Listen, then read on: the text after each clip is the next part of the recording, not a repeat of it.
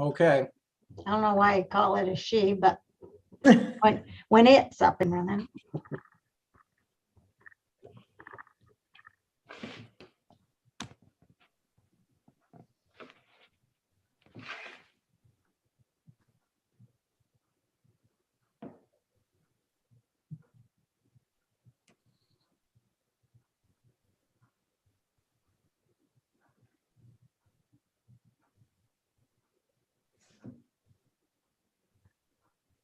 Holy moly.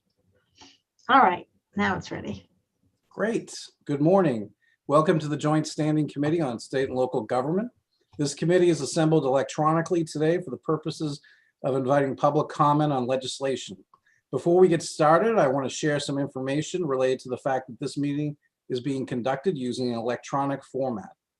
The meeting is currently being live streamed on the committee's YouTube channel. This means that anyone who was a participant in the meeting via Zoom can be seen and also heard if their microphone is unmuted. People on the Zoom meeting waiting to testify cannot be seen or heard until they are called upon to speak. This meeting will be recorded and available to view on the committee's YouTube channel soon after this meeting has concluded. In a moment, I will have committee members introduce themselves. Before I do, I will ask committee members to keep their mics muted until I call on you. If your name on your Zoom square is not the name you use to register to testify, it may be a bit of a challenge for us to identify you. For example, if you registered as John Smith or Mary Jones and some other name. Let's see, let's go around the horseshoe and introduce ourselves based on the electronic horseshoe, which starts with Representative Francis Head.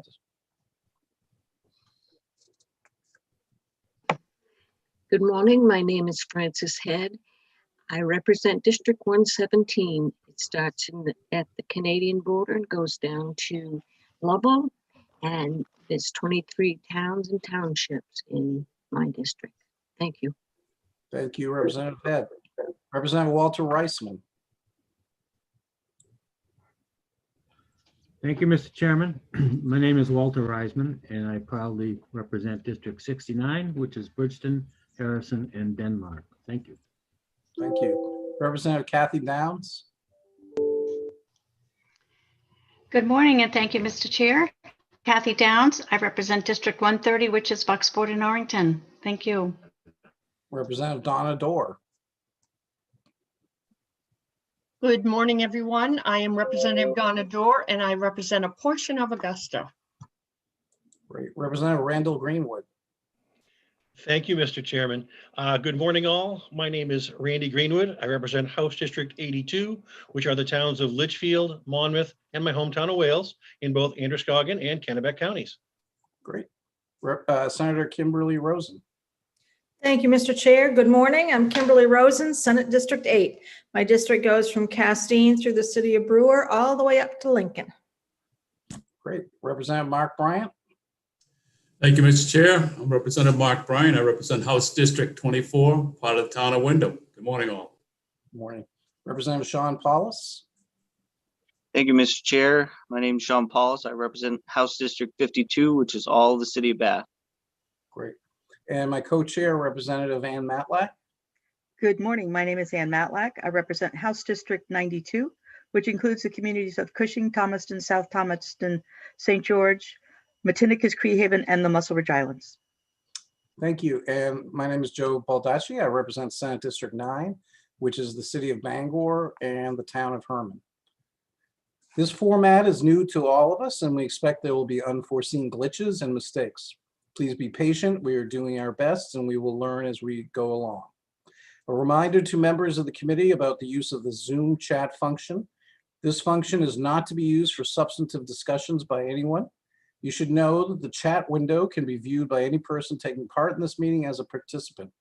Participants include members of the committee, staff, and any member of the public during the time they have been promoted to participant for the purpose of providing testimony to the committee. All questions of persons testifying will be made through the chair. For each bill being heard today, I or my co-chair will call on sponsors and co-sponsors to speak first. When called upon, you will be promoted from attendee to participant. After presentation by sponsors and co-sponsors, we will call on members of the public based on how they registered to testify for the bill, against the bill, or neither for nor against the bill, but wishing to provide information. When you are called upon, I will ask you to state your name, your place of residence, and the organization you represent, if any. After you are done speaking and there are no more questions from the members, I or my co-chair will return you to attendee and call upon the next person registered to testify. When you are called upon, please make sure that your microphone is not on mute. It would be greatly appreciated if when you are done offering testimony to this committee on the bills scheduled for today, that you exit the Zoom meeting. You may continue to watch the hearing on the committee's YouTube channel. If you need to exit the meeting before being called upon, please be aware that you may submit written testimony at any time by accessing the legislature's testimony submission page. This meeting is being broadcast and recorded on YouTube. It can also be heard over the legislature's audio broadcast system. Any testimony you submit is public and may be posted on the legislature's website. Now we'll open the public hearing on, I think we're just going to go in order listed. Hold on. So the first LD number that I have is LD 889, which is an act concerning proportional representation. Is Representative Sophia Warren here? Is not. Oh, yeah, she just came in. Thank you. I will send her right in.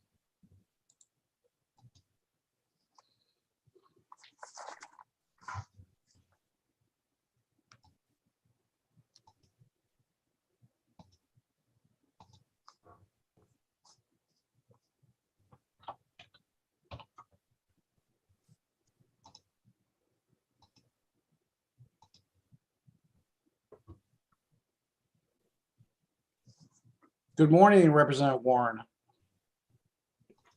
Good morning. I'm so glad I'm able to see you. Okay. You have are you able to see me? You have the floor for LD 889. Great. Thank you so much. Well, good morning to you all. Good morning, Senator Baldacci, Representative Matlack, and members of the State and Local Government Committee.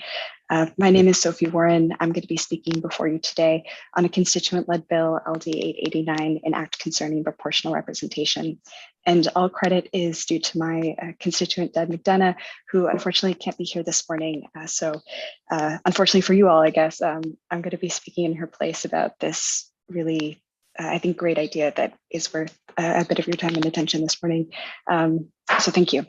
Proportional representation was the original goal of our democratic republic, but common election methods are fragile at best, to say it politely, because really, in one citation, I think that illustrates this well, is in a letter penned by John Adams to John Penn in March of 1776, describes the representative assembly as something that should be exactly a portrait in miniature of the people at large, as in it should think, feel, reason, and act like them. But the system that we have today is sort of a winner-take-all strategy in state elections and many local elections as well, doesn't really function that way. If you get more than 50%, you are elected to serve your geographic area, and you're not incentivized, not against any one individual person, but you're just not incentivized to listen to a broader proportion of views or have that sense of how to consider the nuance or alternative perspectives that are part of every community that we each represent. So where proportional representation, it might seem bold or radical, it's really just a comprehensive solution that solves our problems with partisanship and uncompetitive elections and encourages politicians to represent everyone, not just their base, by robustly capturing a broader reality of voting preferences. And how this functions, one way that, and I'm oversimplifying it, and if Deb was here, oh gosh, she would do it much better than me, but is something that takes a seat like mine in my district as a state representative, and has it function a bit more like, say, a town council. So you can have always in one geographic area for a particular elected body, representative body, you would have more than one elected representative. And so it kind of functions in a ranked choice voting way. So at first you kind of have that threshold of everyone's first choice. And if one candidate passes that threshold, they win with that seat. And votes cast for winning is set by that proportion. So you go to the next choice. Each vote is treated equally, and no votes are wasted. And you can, of course, there'll be a set number for each district or municipality, but again, within each elected body, you don't have just one person representing an entire area for a representative assembly or body of some function. And that process is repeated in each election that represents the people of Maine. The idea here is that we're supporting electoral systems that elect policymaking bodies, legislatures, councils, commissions, and boards that all reflect a greater proportionality of the people that they represent, and proportional representation.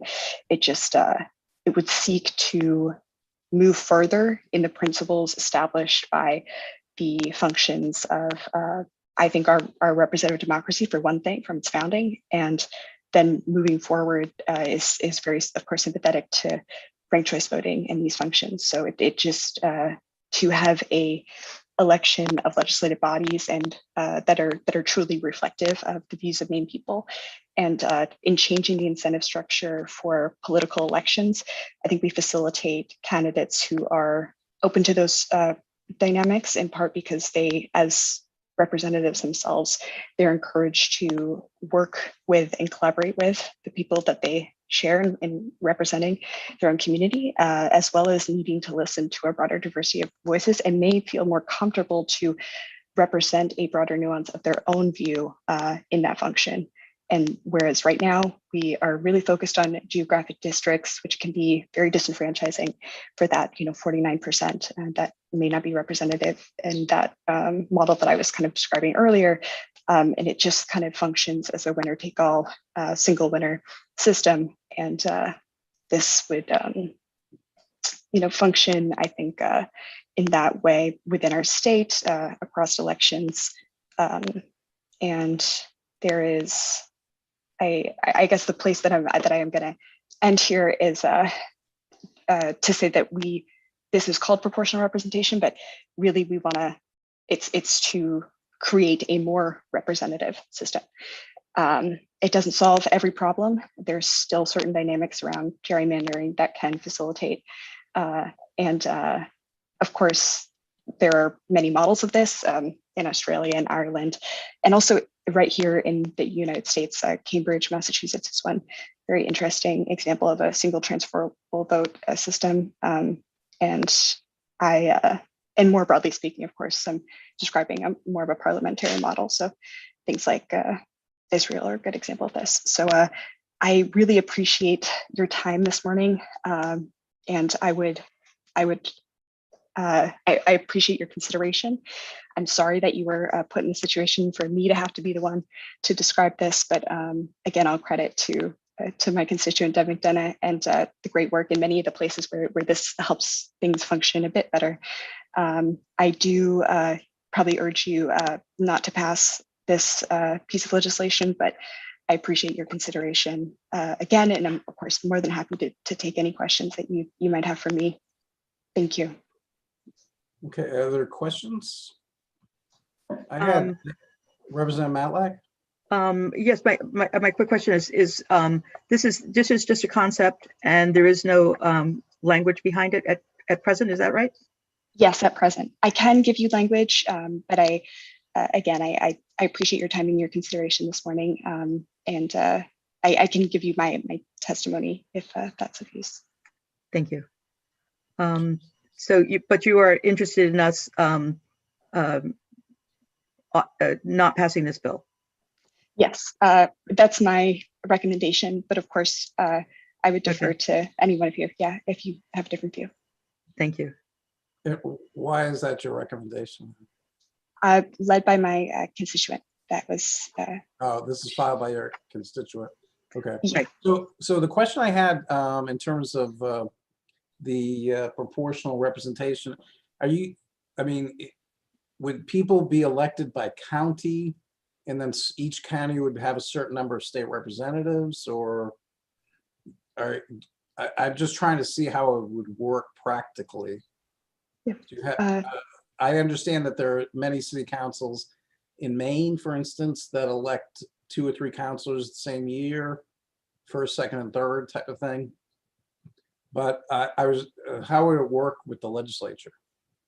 It would work like for one thing, it's still subject to the same kind of gerrymandering consideration. So when you mentioned by county, what that could mean to be, as it were cut up closer, like in a district, like how they function in our state and in our house, it would just mean that every elected position within a geographic region were represented by more than one person. And there's a couple different models of it that have to do with if it's tied to parties, even minority parties. This gives more of an opportunity for minority parties, but still incentivizes coalitions and different things. There's also a single transferable vote model. There's a few different models that you could consider that I've included or referenced in my testimony, but there's just the idea that, for example, if I were, for my seat, there would be, let's say, 3 representatives in my place. So in whatever the geographic bounds are, again, subject to some of those same less fortunate dynamics of gerrymandering, there's still an opportunity for basically more than one point of view to be representing a much bigger group of people. And that's the basic function of it. Well, thank you to your constituent and thank you to you for presenting this. Are there any other questions? Is anybody, Representative Matlack? I move that we go into work session on this bill at this time. Is there a second? Seeing many seconds, there's a motion to go into work session. Do we need to have a roll call on that vote or just show of hands? Everybody that wants to go into a work session, raise your hand. There we go. Okay, majority wants to go into work. So we are now in a work session. Is there a motion? Representative Matlack? I move ought not to pass on this bill. Second. Second. Okay, it's been moved and seconded. Any further discussion? Who seconded? I'm sorry. Senator Rosen. Okay, thank you. And seeing no further discussion, I'd ask Cheryl to call the roll. All righty. Is this, oh, I'm sorry. Was that a motion ought not to pass? I'm sorry. Yes. It was that, okay. I just want to make Yeah. sure. LD 889 ought not to pass. Senator Joseph Baldacci. Yes. Senator Joseph Baldacci, yes. Senator Kimberly Rosen. Yes. Senator Kimberly Rosen, yes. Senator Ned Claxton, absent. Representative Ann Matlack. Yes. Representative Ann Matlack, yes. Representative William Toole, absent. Representative Mark Bryant. Yes. Representative Mark Bryant, yes. Representative Randall Greenwood. Yes. Representative Randall Greenwood, yes. Representative Sean Paulus. Yes. Representative Sean Paulus, yes. Representative Francis Head. Yes. Representative Francis Head, yes. Representative Donna Dorr. Yes. Representative Donna Dorr, yes. Representative Walter Reisman. Representative Reisman, you have your hand raised. I think he's frozen. Oh, there you are. Representative Walter Reisman. Representative Walter Reisman. Representative Reisman, can you hear us? Representative Reisman, can you hear us? He had a note in chat that he was having problems and he was wondering if it was just himself. Thank you. So it may be him. Yeah. First of all, I want to check. Can you hear me? Now Yeah, we can. We can yeah. hear you I'm now. having a lot of difficulty. Go ahead, Representative Reisman. So, Rep- huh. LD. I couldn't hear. Close the public hearing. You couldn't hear the public I didn't hear a hearing? vote on. No, Word. it was very erratic, and I don't know if we actually closed it. Did we close it No, No. before we went in? No, the it's work session? you Oh, and not yeah. us. yeah. So the problem is with my connection, and the public hearing was officially closed.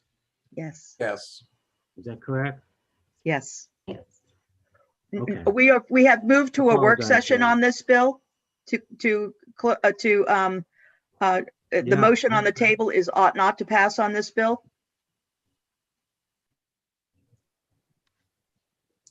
Okay, so I'll vote yes on that.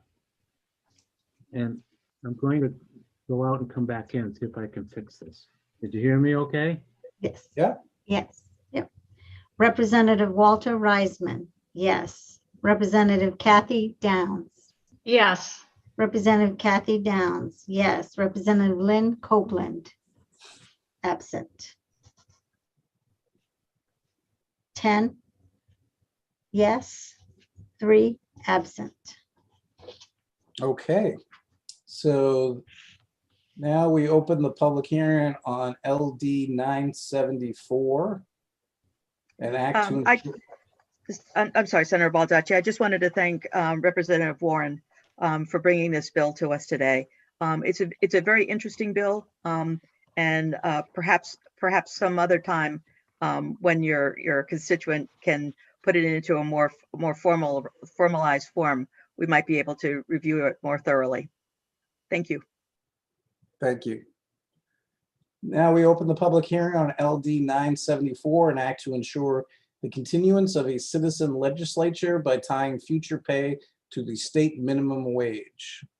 Is Representative Seth Berry with us?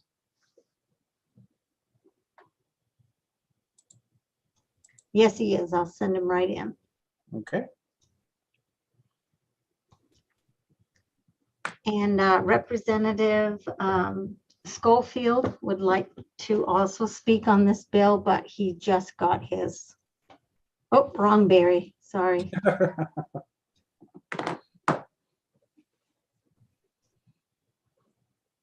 Say goodbye to Alan. Mhm.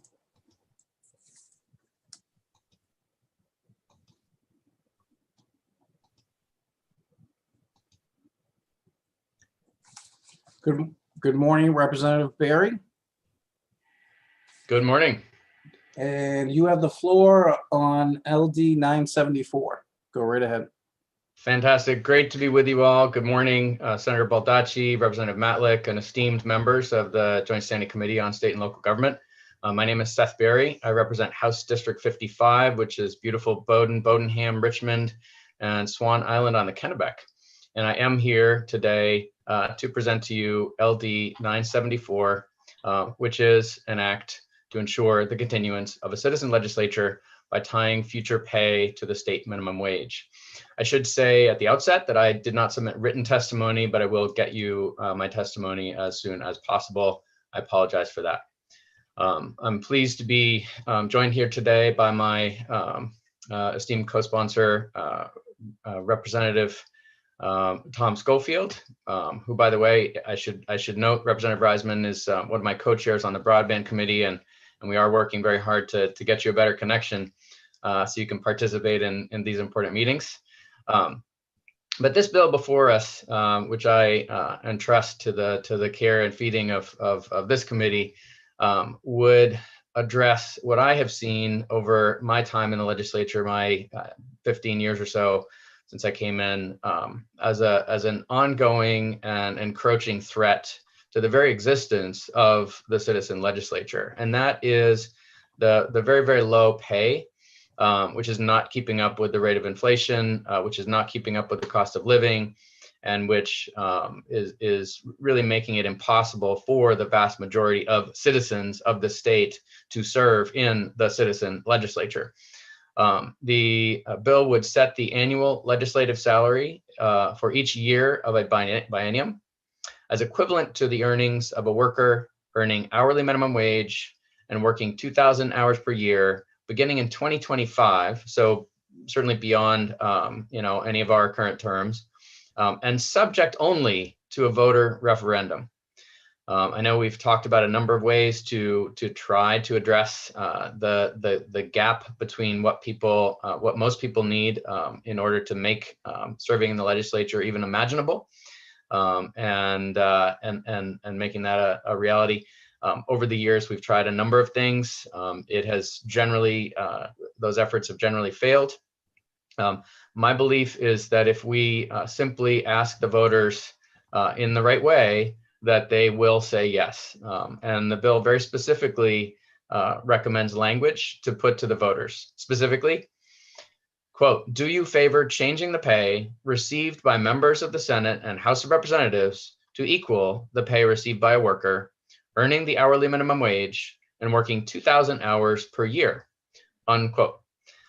I think that most members of the public have no real understanding that those of us who serve are doing so at about $12,000 a year, that many of us depend on families to support us, or on perhaps being independently wealthy, or being retired, or living at home with mom and dad. There are a number of ways that people make it work, but the vast majority of citizens simply are unable to serve.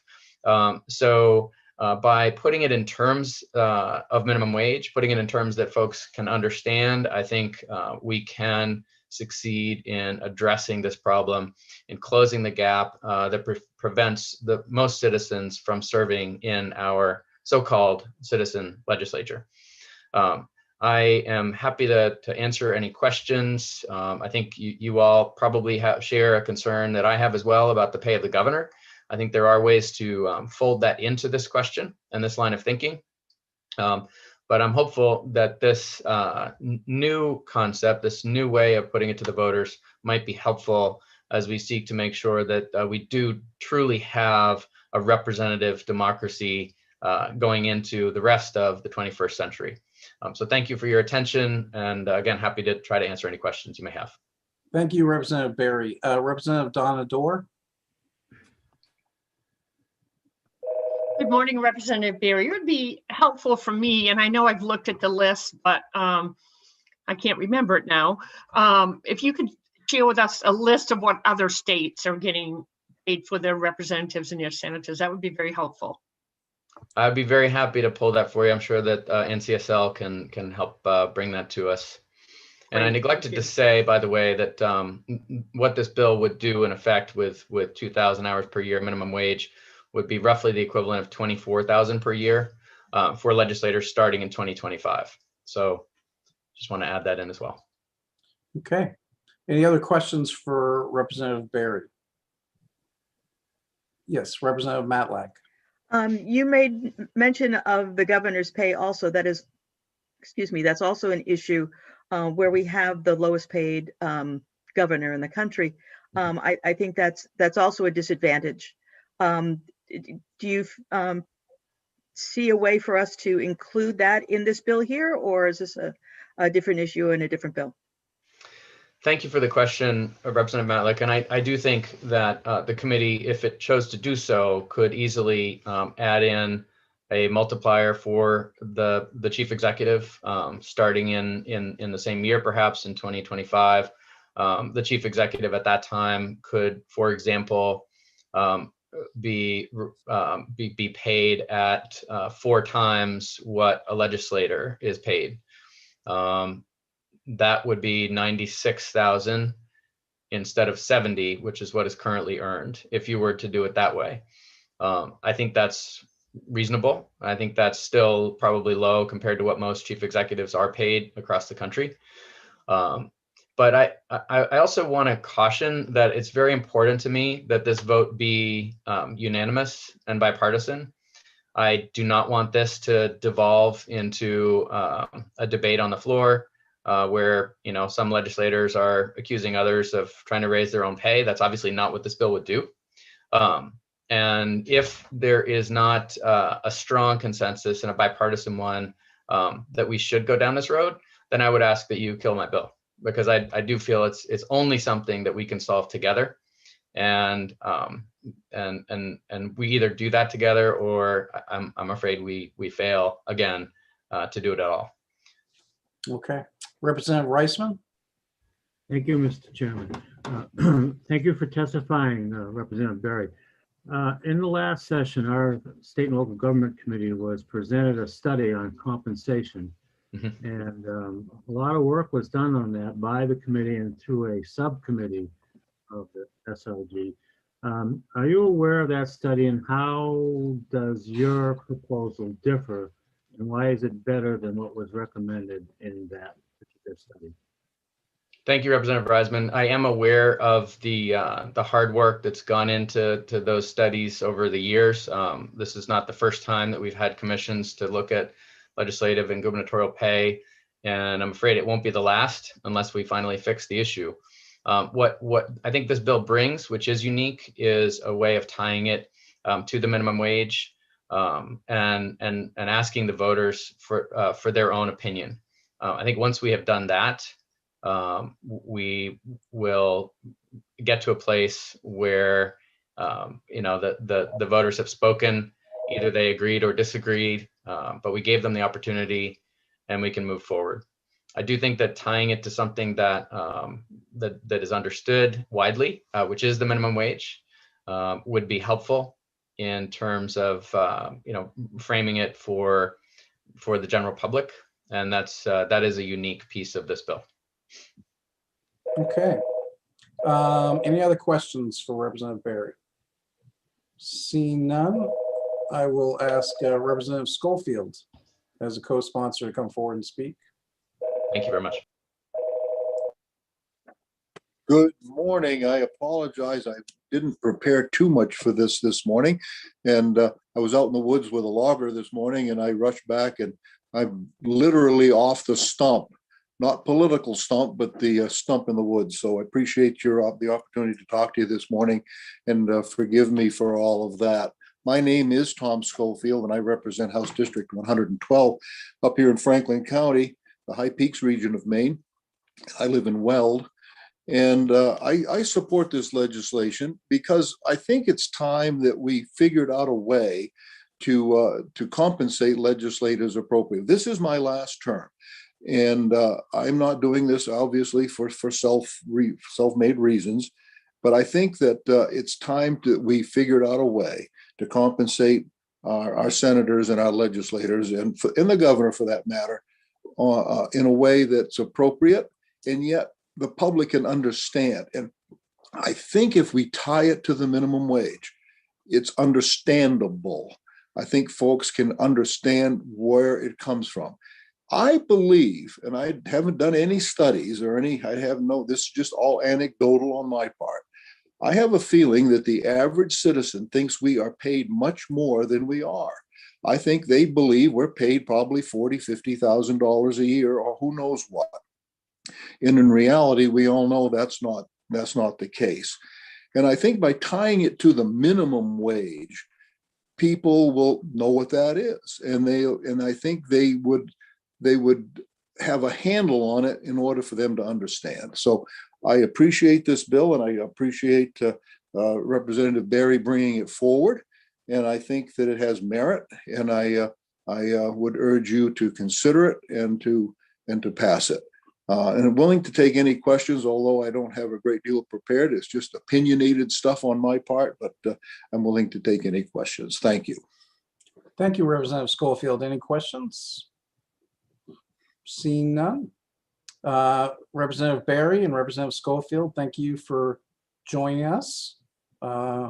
This is an interesting discussion, and definitely from a different angle. And Is there any requests from members of the committee for information at the work session other than the request that Representative Dorr had previously made? Representative Greenwood? Yes, thank you, Mr. Chair. Obviously, we're going to be looking for a comparison amongst other states, but we might want to also include fringe benefits that might come along with compensation, just for comparison purposes. Okay, fair enough. And Representative Dorr? You're on. I also just wanted to mention that this is my last term as well, so it will be for future folks if we are able to pass something. Thank you, Representative Dorr.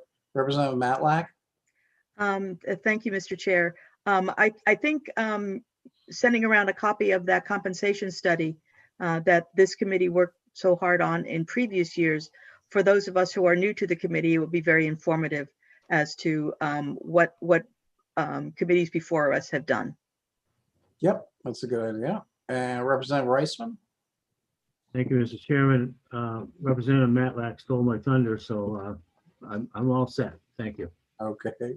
Representative Toole. And Representative Toole, while you're there, why don't you introduce yourself as well? Thank you and good morning, Mr. Chairman. I'm Representative Will Toole. I represent the Machias area plus Lubec and Eastport. So my request for the work session would be, as part of that subcommittee, and I believe Lynn worked with us on it, on the language of a proposal that never actually technically even got out of the gate, but if she could share that with the committee, kind of what the chairs and leads last year had agreed to present to the committee, maybe that would be a good starting point for this and similar bills when they come out, if they ever come out of the revised result. Okay.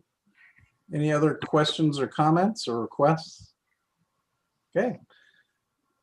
Seeing none, we'll close the public hearing on LD 974. And we will open the public hearing on LD 1073. We're going to do last, I think, at the request of the sponsor. Is that correct, Cheryl? You're on mute. Yes. Okay. Yes. Just so the committee members know, so we'll do that one last. And then, so the next one will be, we open a public hearing on LD 1199. An act to require education and training regarding media literacy for legislators and legislative staff. Is Representative Kessler here? And I understand that there are 2 or 3 other people that wish to speak. Yes, there are. So why don't we just bring them in and Sure. do one Sure. right after the other.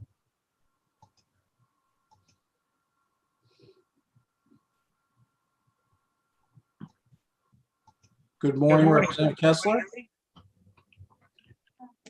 Welcome to State and Local Government. You have the floor regarding your bill LD 1199. Okay. Is everybody able to hear me? Yes. Okay, fantastic. Okay, good morning, Senator Baldacci, Representative Matlack, and members of the Joint Standing Committee on State and Local Government. Good to see you again and to meet some of you for the first time.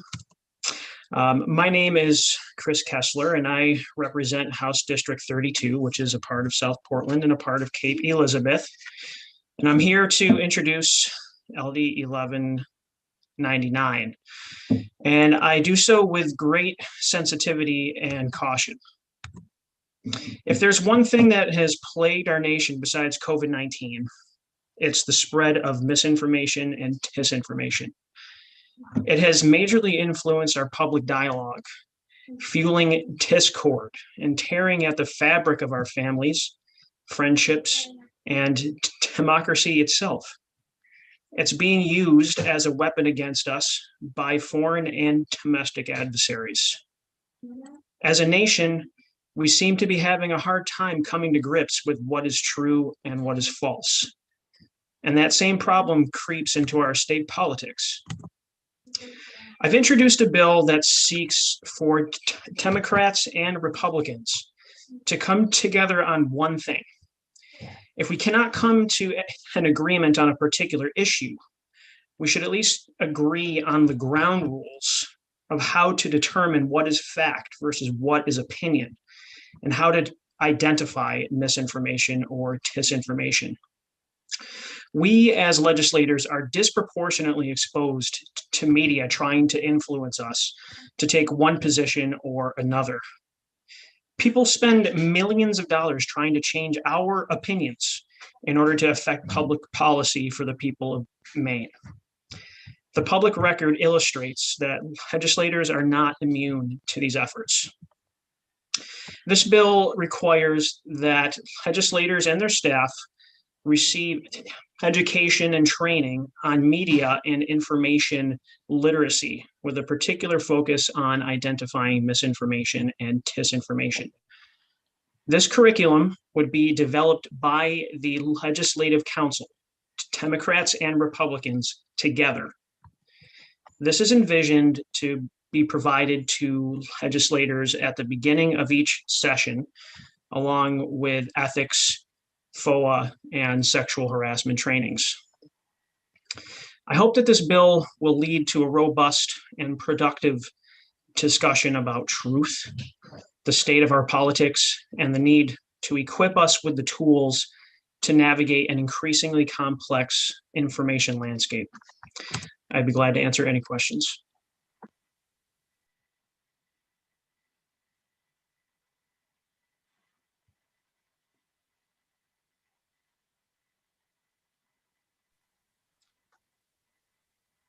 And I am finished with my testimony.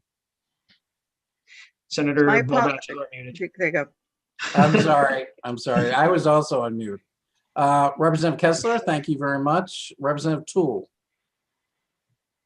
Thank you, and thank you, Mr. Chairman, for, yes, my question would be along the lines of, I know we've had these types of bills in the past where we're directing the Legislative Council to do this or that, or adopt this training or do that training. Do you think it's time for Leg Council to take a look at all of our training and see if it's adequate, or maybe use this bill as a vehicle to review our training and see what ways we can improve it overall? Okay. Yes, thank you for the question, Representative Toole. So I think that it is important to have that discussion in this context. You know, just in regard to the training that we do receive as legislators, I think that, you know, at least when it comes to the core trainings, the most important aspects to touch on are what really directly influence how we do our jobs. And granted, you know, we all work in various policy areas, and you can't train everybody on every single thing. But these really core things that really shape how we deal with all of the other policy issues, I think are important to hold on to as core tools that we can use. And I thank you for that. I know I used to work in the media, and I appreciate the importance of facts and things like, and instead of just mere opinions. But I bring this up because I've sat here several sessions, and we've seen bills that other legislators have brought forward for very good reasons to add this or that to the training. And we've generally done so. We've generally done so bipartisan. But I do just wonder if it's time that we reevaluate all of our training and have Leg Council take a real hard look at what needs to be offered and what doesn't. Is my Well, maybe Representative Toole, maybe I can at the work session, perhaps Lynn can just give us a brief rundown on all the current trainings that are required, and we can have a discussion about the overall training thing if you want to do that at the work session. Yeah, absolutely. Okay. Any other questions? Okay, Representative Kessler, thank you. Our next speaker is Susan. Is Mr. Berry for, or wasn't identified whether you were for Mr. Berry or against? For. Okay, So you, I think Ms. Goucher is neither. So Mr. Barry, you will go next then. Thank you, Mr. Chair. Thank you to the committee, and thank you, Representative Kessler, for inviting me here. So my name is Alan Barry. I'm a resident of Old Town, Maine. I'm also a media literacy educator and researcher. I'm currently pursuing a PhD at the University of Maine. I have a decade of experience designing and implementing media literacy programs for youth and adults in New York City, Maine, and in Kosovo as a Fulbright scholar. I believe that media literacy is the educational imperative of our time. I also believe that media literacy education is necessary for all citizens, regardless of age, experience, or political perspective. Media literacy is not a matter of politics. It is a matter of survival. Survival for individuals and survival for our democracy. A healthy democracy depends on informed and engaged citizens. Citizens just like you and me. Yet our current media environment is a minefield of misinformation, disinformation, and distrust. Distrust of media and distrust of each other. We are all inundated with news and information every day, far more information than we can process or make sense of. And we now receive all that news and information through a multiplicity of ways, through digital media, print media, audio and video, broadcast media, new media, and yes, social media. Literacy, the ability to read and write and to think critically about what we read and write, is no longer just about the printed word. Media literacy is 21st century literacy. We all need to develop the skills to read and evaluate all forms of media, to make sense of that media, and to think critically about the media we consume. If not, the media will consume us. We also need to develop the skills to purposefully and responsibly produce and share news and information with both our online and offline networks. As both citizens and elected representatives, you have a great responsibility, a responsibility to be both critical consumers of news and information and producers of news and information as well. You have a responsibility to model healthy media behaviors and relationships to your communities and to the state of Maine. Media literacy training will support this, and it will send a signal to your communities that you take this responsibility seriously. Media illiteracy is not a partisan issue. Misinformation and disinformation is a problem for all of us, regardless of our political perspectives, and regardless of our age and our positions. We can't solve this problem if we don't acknowledge this fact and if we don't work together. Media literacy training is an important first step. Thank you. Thank you, sir. Any questions for Mr. Barry? Okay, seeing none, we will move on now to Suzanne Goucher with the Maine Association of Broadcasters. Good morning. Good morning. Thank you, Mr. Chairman. Representative Matlack and members of the committee, I am Suzanne Goucher and I'm the president and CEO of the Maine Association of Broadcasters. In respect of the committee's time, I think I will choose not to offer testimony right now. I'll probably file written comments later this week. Okay, well, that's very gracious. Any questions for Ms. Goucher? Okay, seeing none, thank you very much. I don't believe there are any other speakers that I have listed. Are there requests of the analysts for information for the work session by members of the committee? Other than the request I made previously. Representative Matlack? Yeah, other than the request that Representative Toole had made previously about what the current training is for legislators. Right, so is there any other requests other than that? Okay, I don't see any at this time, so we will go on, we'll close the public hearing on LD 1199. And we will open the public hearing on LD 1256. Is Representative Lookner here? Yes. Okay, and I understand that there's 3 others that are here as well in support. So Yes. you let them in at the same time? All right.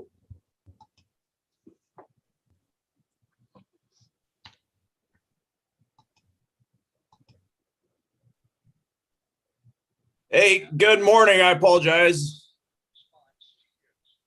Everybody hear me? Okay, here we go. It is I, Grayson Lookner. Thank you for having me.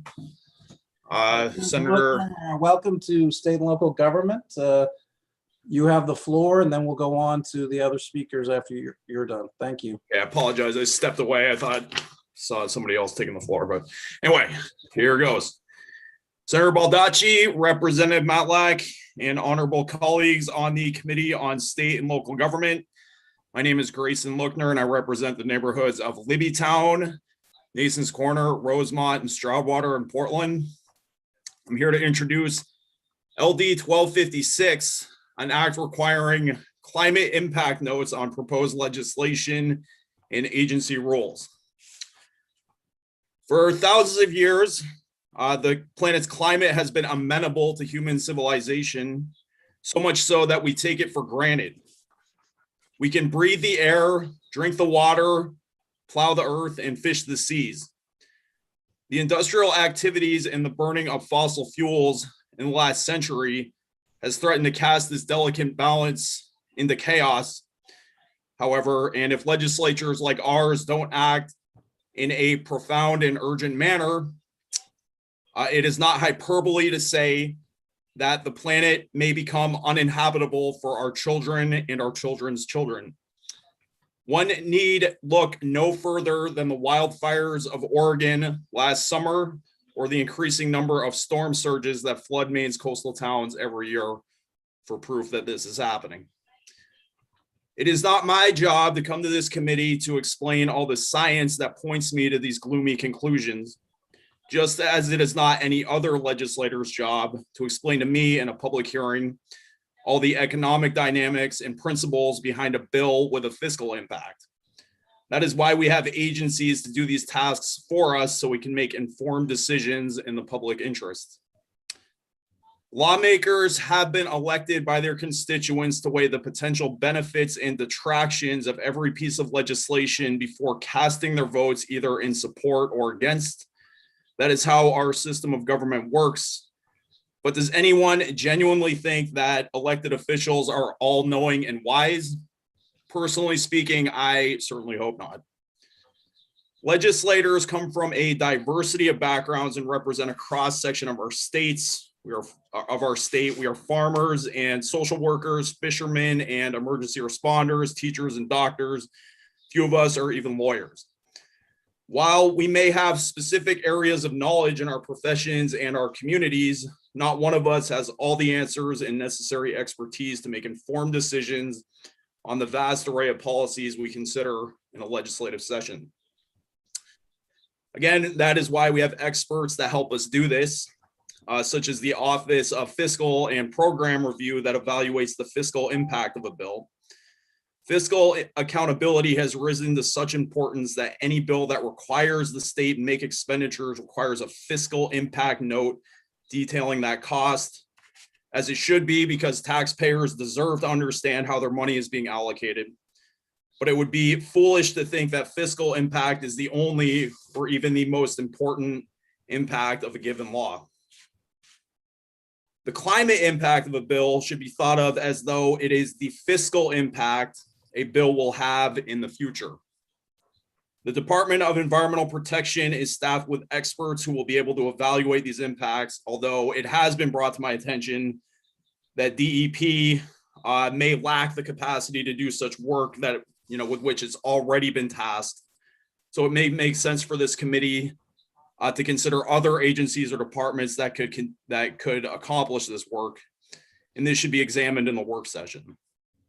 I'd also like to point out that climate justice work is racial justice work, and many climate impacts will hit Indigenous communities and communities of color the hardest. So with that in mind, climate impact should be considered alongside in a similar manner to how racial impacts are considered. It's been said that an ounce of prevention is worth a pound of cure. It could also be said that preventing a few pounds of carbon emissions now will be worth billions or even trillions of dollars in climate mitigation infrastructure and remediation projects paid for by our state and our municipality in years to come, our municipalities in years to come. With every bill, this legislature must consider the impacts not just on our constituents in the near term, but also on the posterity. Requiring climate impact notes on proposed legislation and agency rules will help this legislature to accomplish just that. I urge you to vote ought to pass on this bill, and thank you for hearing my testimony. I'll be happy to try to answer any questions. We do have a number of other legislatures testifying. Thank you very much, Representative Lookner. Any questions for Representative Lookner? Representative Tool? Thank you, Mr. Chairman. So one question I had, and have several, but I'll confine it to one today. And that is, during your testimony, you stated that DEP or some other state agency would be charged with developing these notes. Do you believe that raises a potential separation of powers issue between the executive and legislative branches, or would it be your intent that the legislature hire people to do this kind of work? Yeah, that is a really good question. I think, this committee in the work session will have to consider the appropriate entity to evaluate these impacts. I don't know that DEP is the proper agency to do that. We did just pass LD2, which establishes racial impact notes, which is something I think is extremely important as well. And I think this could be folded into that and work alongside that, however those impacts are being evaluated. And with that, and I'm glad that you brought that up, because we have passed impact statements prior to this session. Do you think at some point the Ledge Council needs a process for vetting these various impact statements? Because this may not be the last one coming. That's a great question. I think this, ideally, this committee is that vetting process, I would think. Okay, any other questions for Representative Lookner? Representative Lookner, thank you. Our next speaker is Representative Kyle Bailey. Good morning. Good morning. Can you introduce yourself? Of course, yeah, Representative Kyle Bailey from House District 27, which is part of Gorham and a small part of North Scarborough. It's good to be with you all this morning. I'm now going to start racking up the candy that I owe you all for coming back to your committee. Thank you, Senator Baldacci, Representative Matlack, and distinguished members of state and local government. I appreciate the opportunity to testify in support of LD 1256, an act requiring climate impact notes on fiscal legislation and agency rules. I hope to provide a little bit different perspective here and also be brief. I believe that climate change poses a serious threat to our security and well-being, and that we must take thoughtful, intentional, and pragmatic steps to mitigate its effect and reduce carbon emissions. That said, I'm not actively engaged in this cause. Furthermore, I hold views about how to grapple with this issue that likely put me at odds, and I know do, with some climate change activists who would prefer more immediate and aggressive action. However, putting aside any differences we may have on this issue, as a policymaker like you, I want the ability to make informed decisions on issues on behalf of my constituents and all of Maine. I want to understand the fiscal and racial impacts of a proposed policy or rule. I want perspective on how the decisions we make in Augusta impact people and places and the security and well-being of future generations of Mainers. And for me, that's what this bill is really all about. It's not about radical change or special interests on either side of this debate, but about providing me and you with additional information about the short-term and long-term ecological and economic impacts of policies and rules over which we, as a collective body, have the authority to address through legislation or oversight. We are members of a part-time legislature with term limits. I share one legislative aide with 11 colleagues. Partisan staff and lobbyists have considerable power and influence in our legislature because they hold the institutional knowledge and much of the information about bills.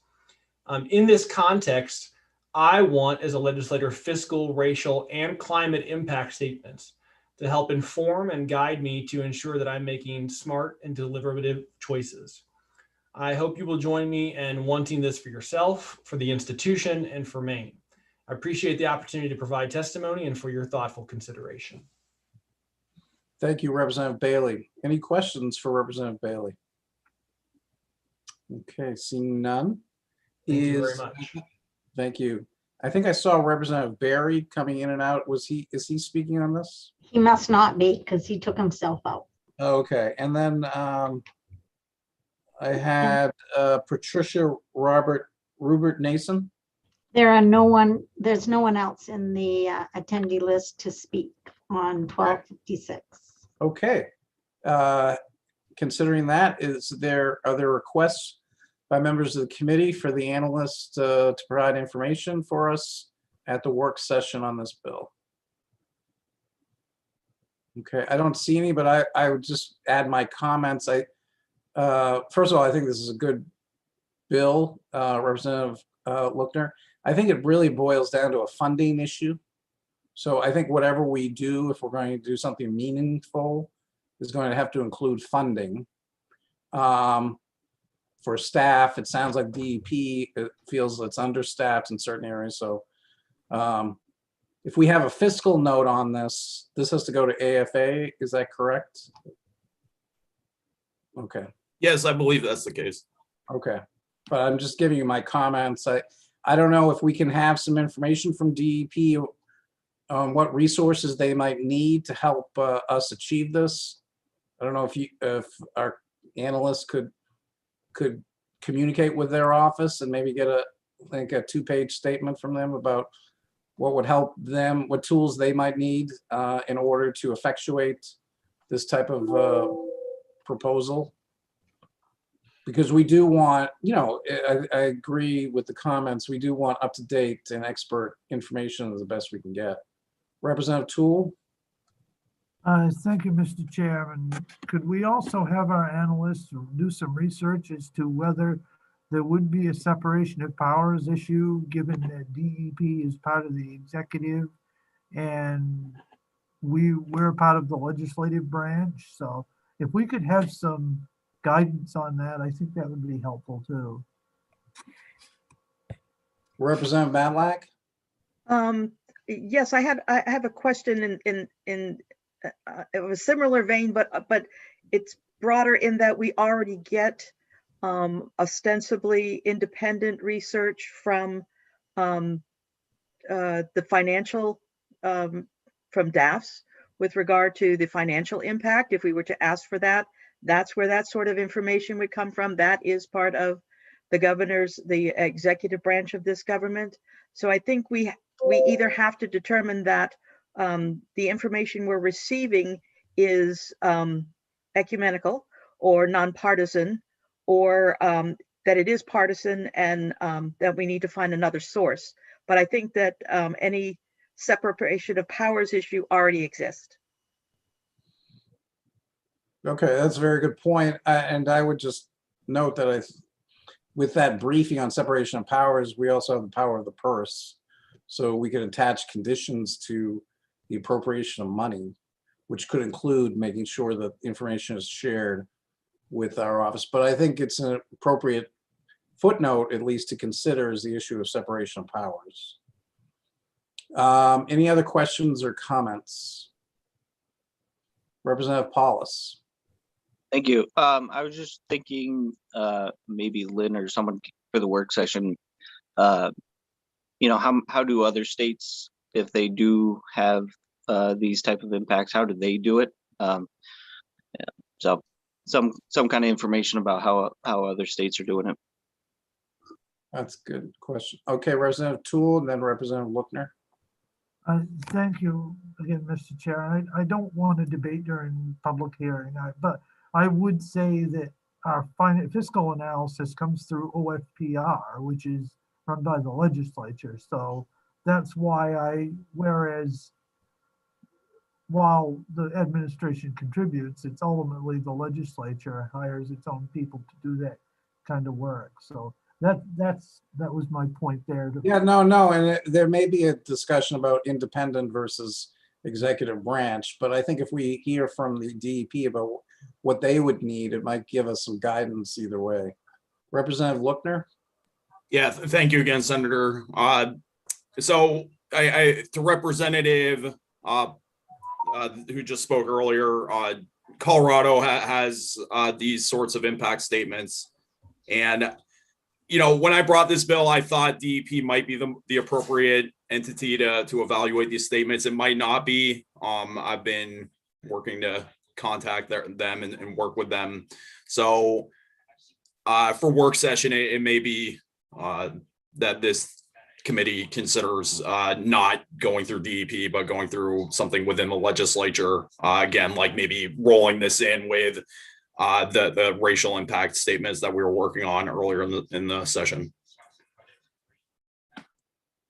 Okay, any other questions or comments? Okay, seeing none. Any other requests to the analysts for information on this bill before the work session? Okay, seeing none. Representative Lookner, thank you. Thanks for having me. Thank you very much. I will now close the public hearing on 12:56. And is Senator Stewart available? Okay. He is now on his way in. Okay, great. So I will now open the public hearing on LD 1073, a resolve establishing the commission to research effective strategies and efficiencies of legislatures. Thank you Senator- very much, Mr. Chair, and good morning, folks. Senator Baldacci, Representative Matlack, and distinguished members in the Committee on State and Local Government. I am Senator Trey Stewart, and I have the distinction of representing 51 communities in Southern Aroostook and Northern Penobscot counties.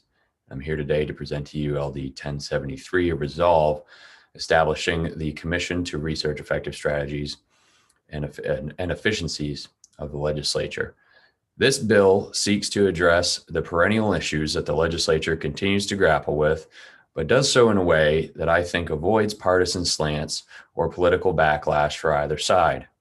The bill establishes a commission which will report back to the second session of the 130th legislature with recommendations on the following issues: the overall structure of the legislature, including the number of legislators, the legislative council, the process for allowing the introduction of bills, the number of bills in a legislative session and a biennium, the structure of joint standing committees, the budget process, legislative term limits, and legislative pay structure. Every year that I've been in the legislature, we've wrestled with at least a few of these ideas, and each year we determine that nothing should be done to change them out of fear that one party is taking advantage of the other, or the political ramifications that one or any of these changes might have. To be sure, these concerns are getting in the way of us having a real dialogue and thoughtful discussions of the matters and of these matters and how we operate as a body. From time to time, it is important for any organization to take a step back, press the pause button, and do an analysis of what aspects of the organization are working well and think about ways to improve. By putting this task in front of a non-biased, nonpartisan commission that can do a thoughtful analysis in the interim of the legislature, we will be setting ourselves up for the best chance of success for this goal. To be sure, we all have thoughts and ideas on how to make this institution run more effectively and efficiently. We probably also have different ideas about what those latter words mean and the implications behind them as well. Perhaps, at the end of the day, the process and structures we already utilize will prove to be the best for our state. I would wager, however, that there are things that we can learn from other state legislatures around the country and other laboratories of democracy that may be to our benefit. Candidly, I'm not putting this bill forward with any preconceived notions about any of these ideas. I simply would like to know if there are ways that we can build consensus around what makes sense and provides for a better process elsewhere, and if there's ways that we could be doing our jobs better and thus being better stewards of the public's interest. Thank you for your time and consideration of this legislation. I'm happy to answer any questions that the committee might have. Thank you, Senator Stewart. Representative Toole. Thank you, Mr. Chair.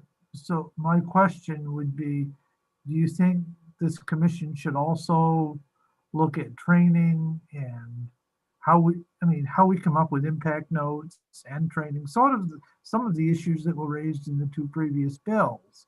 Do you think those are things that the commission should also look at, as it relates directly to how we conduct business? Thank you for the question, Representative. I wasn't here for the two previous bills, so I'm not sure all the details of what is included in those. I will say, though, the bill is now in this committee's hands, and if you folks decide that you would like to incorporate some other things to be studied over the interim, and have an analysis done up on some other issues to include in that list. I did not provide that list to be exhaustive. And so if you all feel that it is important to add something to that discussion and dialogue, then feel free to do so. And I would just follow up by saying briefly that one of the bills focused on legislative training requirements and another focus on the impact of various pieces of legislation. So the bill is really more intended to be about the legislative process in itself.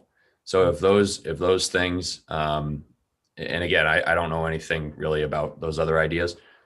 If they are about process and they are about how the business of the legislature is conducted, then I would think that that would fall within certainly the title of the bill, and beyond that, the intent as well. okay, great, thanks. Okay, Representative Reisman. Thank you, Mr. Chairman. Thank you for testifying, Senator. Could you tell me, is it realistic to think that we will actually get a report back from this study by December 31st, 2021, so that we can take action in implementing some of the items? Thanks for the question. I'd say that, certainly the legislature works, it has a number of different studies that they do in the interim all the time. That's not a particularly new idea. The nice thing about this, this sort of analysis is that it's a finite universe of options, because what we're really doing is comparing us with other state legislatures around the country. And so there's a certain amount, and the bill does state that the National Conference of State Legislatures, of which I sit on the board of, is going to be participating in that process. So they would have that information pretty readily available. The bigger question is, how quickly does the leadership move to appoint the members and then get them out the door?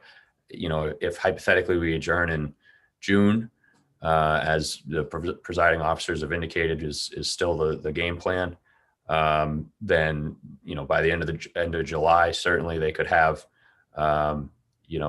those committee members named, and then 5 months to complete that reporting process with the assistance of NCSL. I think that's pretty reasonable. Even if they were a month late and got it to us back to your committee in January, I still think that would provide enough time to be able to determine whether or not you folks as a body want to report out a bill implementing any of those recommendations, or to have continued discussions that may or may not have action taken on them next session, but certainly would be a template that we could use going forward into the 130th legislature and beyond. And I will note too, one thing that was, and this was not intentional, but was left off of the members listed, is that the President of the Senate will be appointing members, and the Speaker will be appointing members of the two major parties. Now that language, as you probably can interpret, means that the independent caucus would be excluded from this, which was not intentional. And so if the committee decides that they'd like to amend the bill to include, I don't know how they would select which member of the independent caucus might want to be included in that effort, but it is something for you folks to consider. And it was not intentional that they were left out. I think it was more just an oversight. Okay, any other questions? Okay, seeing none.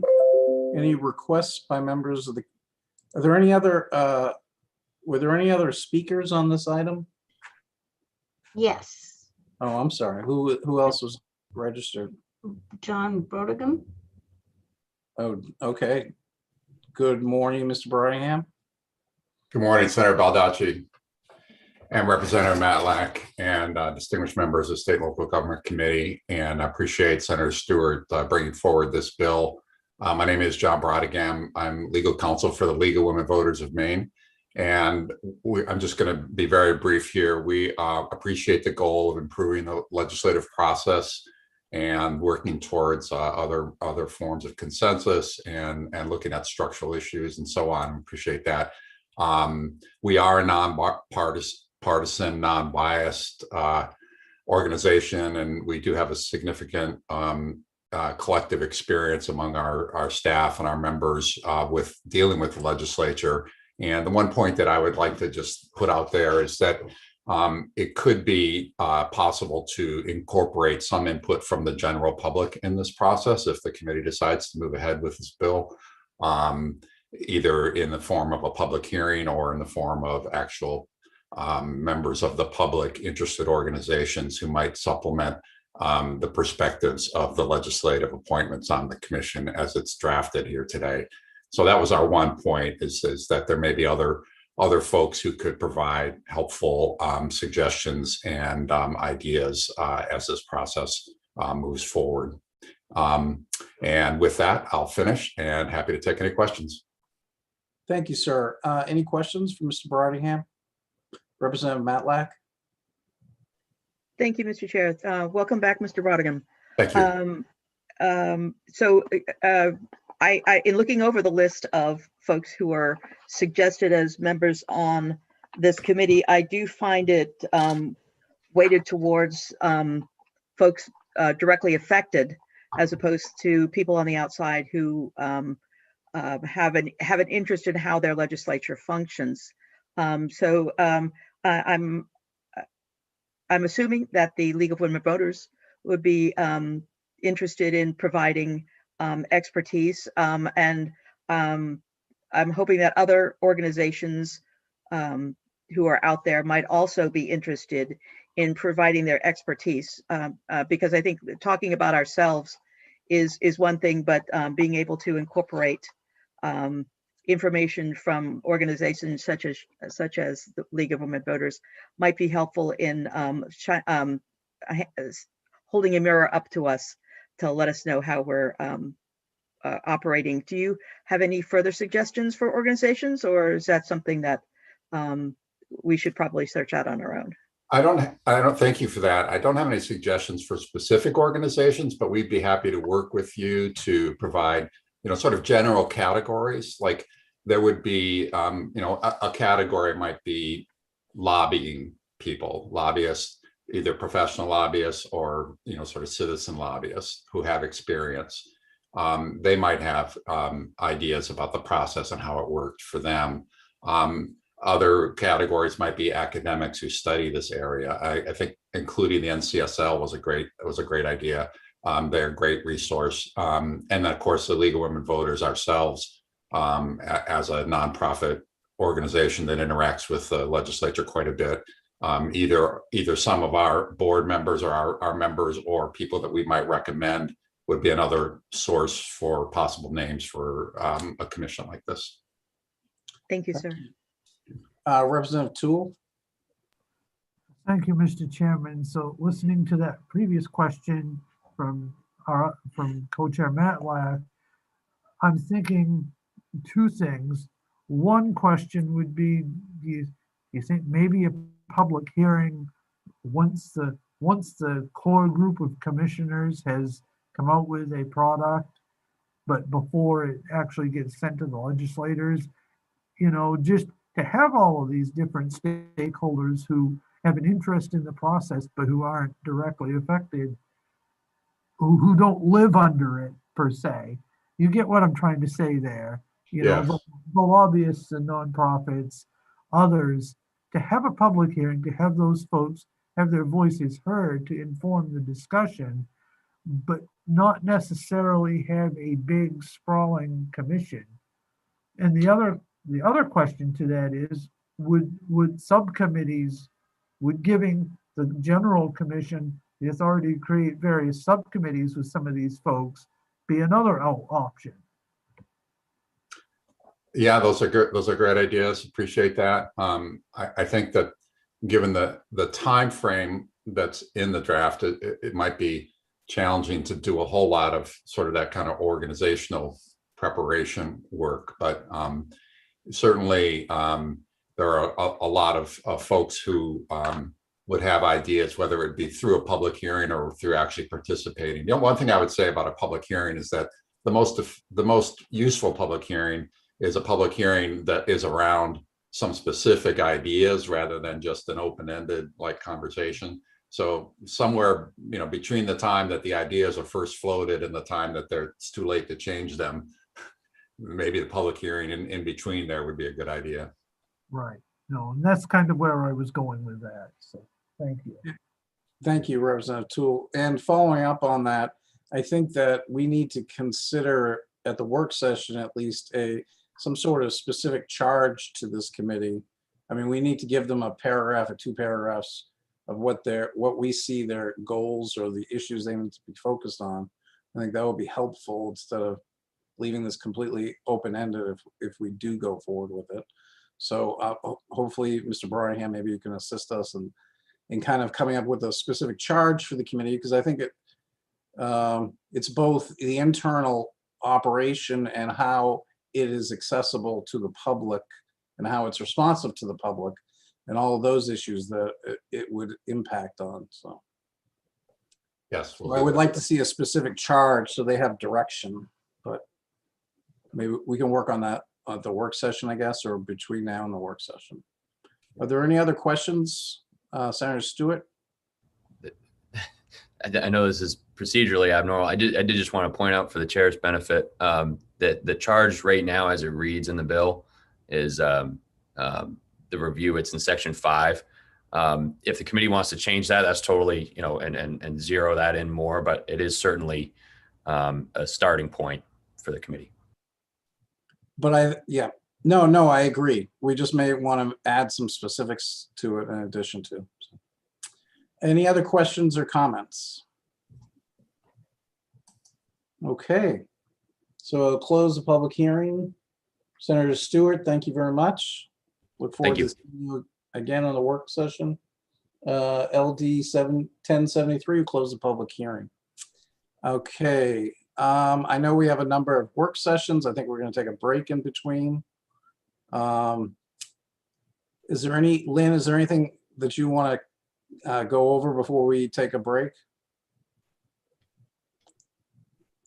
Thank you, Mr. Chair. No, I don't have anything to go over before a break. Okay. And Representative Matlack, how long a break do you think we should have?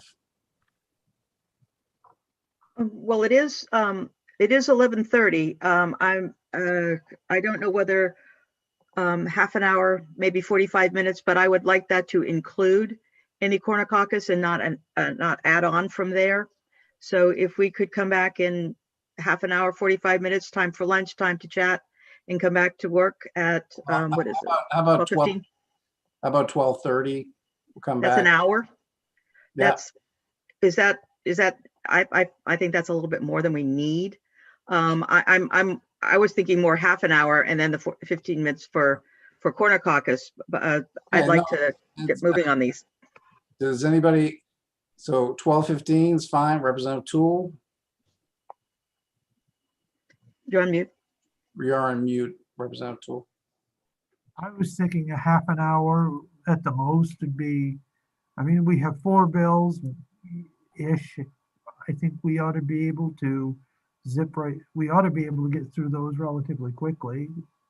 Okay, so we'll come back at 12:15, and in that time we'll have our caucus and our break, and we will see each other at 12:15. Thank you.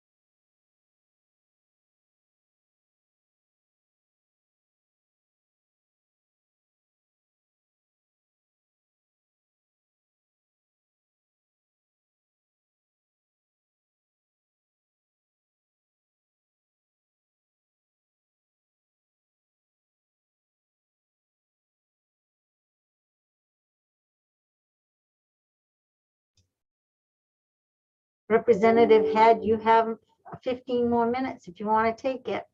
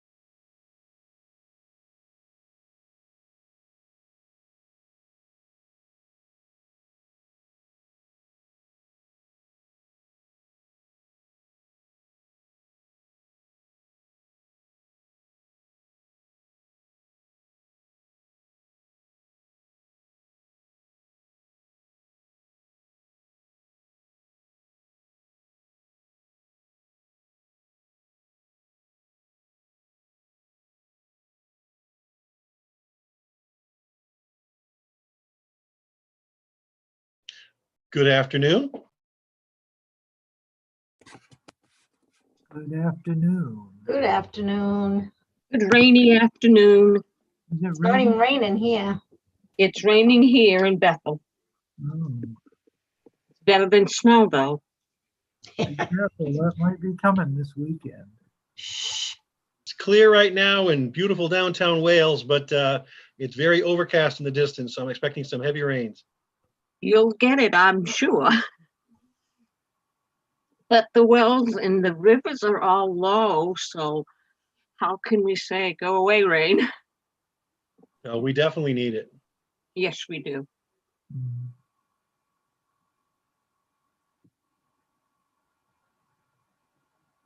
Hi, Kathy. Hey, Fran, how are you? Very well, thank you. Next week, we get to go to lunch together, maybe. That would be nice. Yes, it would, Randy. Sounds great. And Will. Yes, yes, no. I heard Will was buying. Well, we'll all definitely be there. You're on mic, so don't hold me to it. I can't deny I ever said it if we're on video.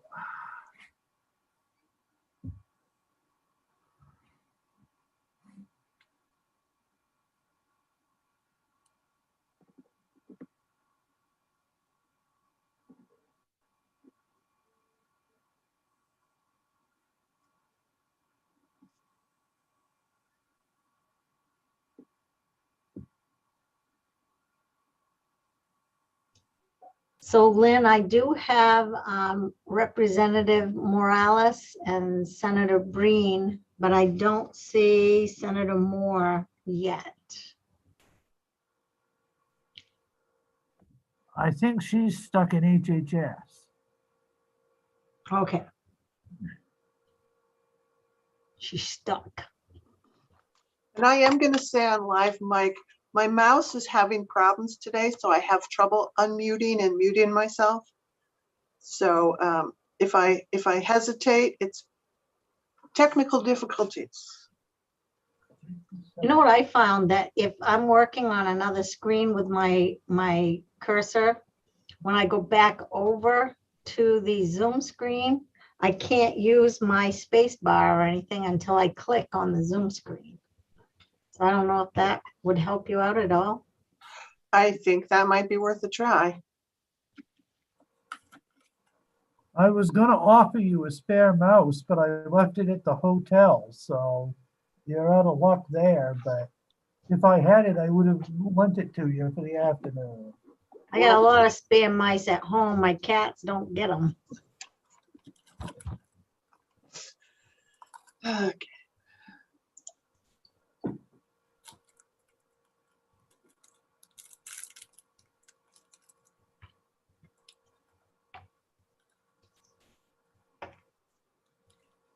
And I don't have a, Lynn, I don't have a sponsor down for 1034. So is there no sponsor on that one? No, there's a sponsor. It is Representative Sylvester. Okay. Oh, wait, no. That's wrong. That's Representative Talbot Ross. Ah, She testified.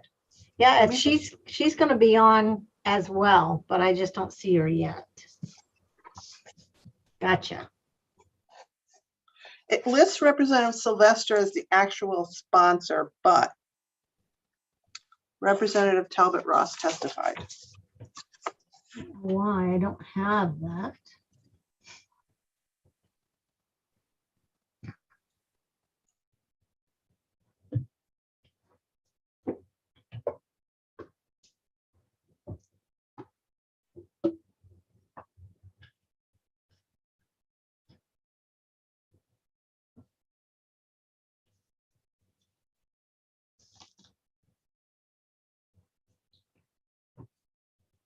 Oh, Representative Copeland is here.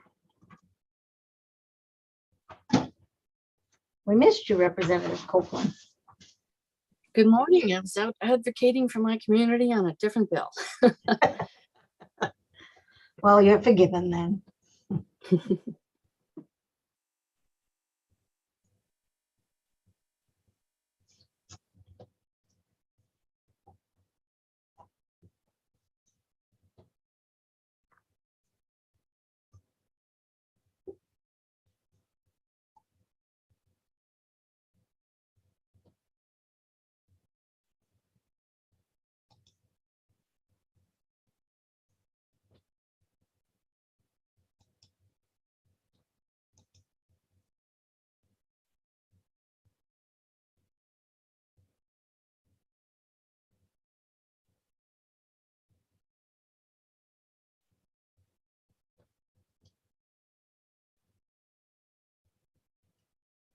Lynn, I'm going to send you an email that Representative Ross has just sent out.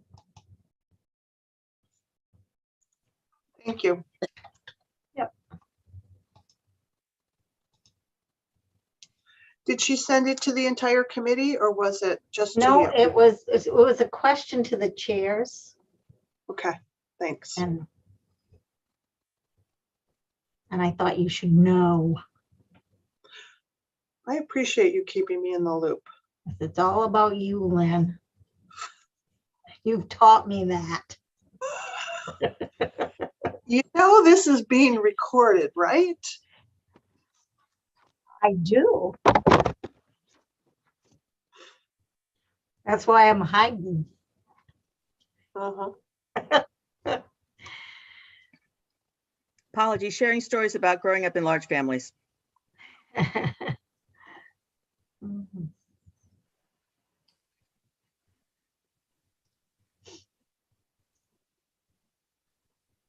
Representative Matlack, did you get Representative Ross's email? She sent it at 12:13. Okay, let me see.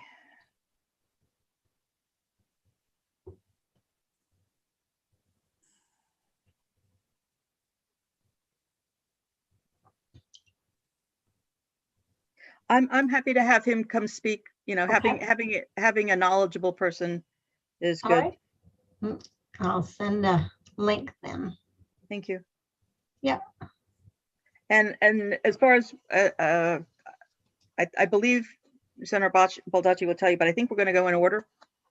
Okay, thank you. Yes, thank you.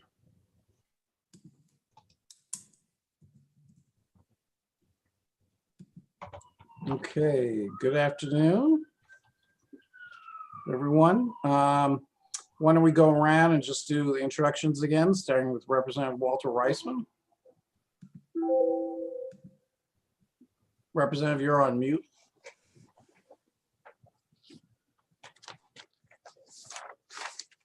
Representative, you're still on mute. There you go. We're good now? We're good now. Okay. Yes, good afternoon. Thank you, Mr. Chairman. My name is Walter Reisman. I proudly represent District 69, which is Bridgeton, Harrison, and Denmark. Thank you. Thank you. Representative Mark Bryant. Thank you, Mr. Chair. I'm Mark Bryant. I represent House District 24, part of the town of Wyndham. Good afternoon. Representative Lynn Copeland. Thank you, Mr. Chair. My name is Lynn Copeland. I am House Representative for District 14, and I'm proud to represent the folks in downtown and coastal Saco. Great. Representative William Toole. Good afternoon, Mr. Chairman. I'm Will Toole. I represent the Machias area plus Lubec and Eastport. Okay. Representative Francis Head. I'm Representative Francis Head. I live in Bethel and I represent District 117, 23 towns and townships in Oxford and Franklin County. Great. Senator Kimberly Rosen. Thank you, Mr. Chair. I'm Kimberly Rosen, Senate District 8. My district goes from Castine up to Lincoln, including the city of Brewer, and I live in Bucksport. Great. Representative Randall Greenwood.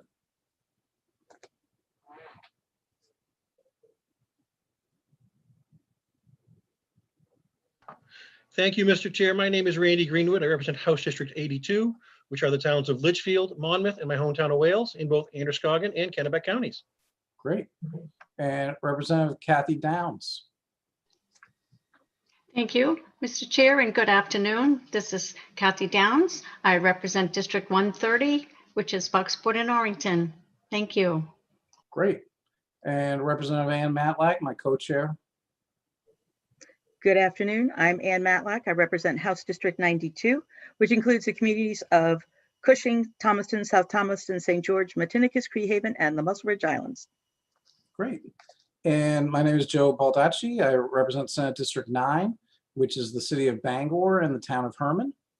And we are ably assisted today by our analyst, Lynn Caswell, and our clerk, Cheryl McGowan. Thank you.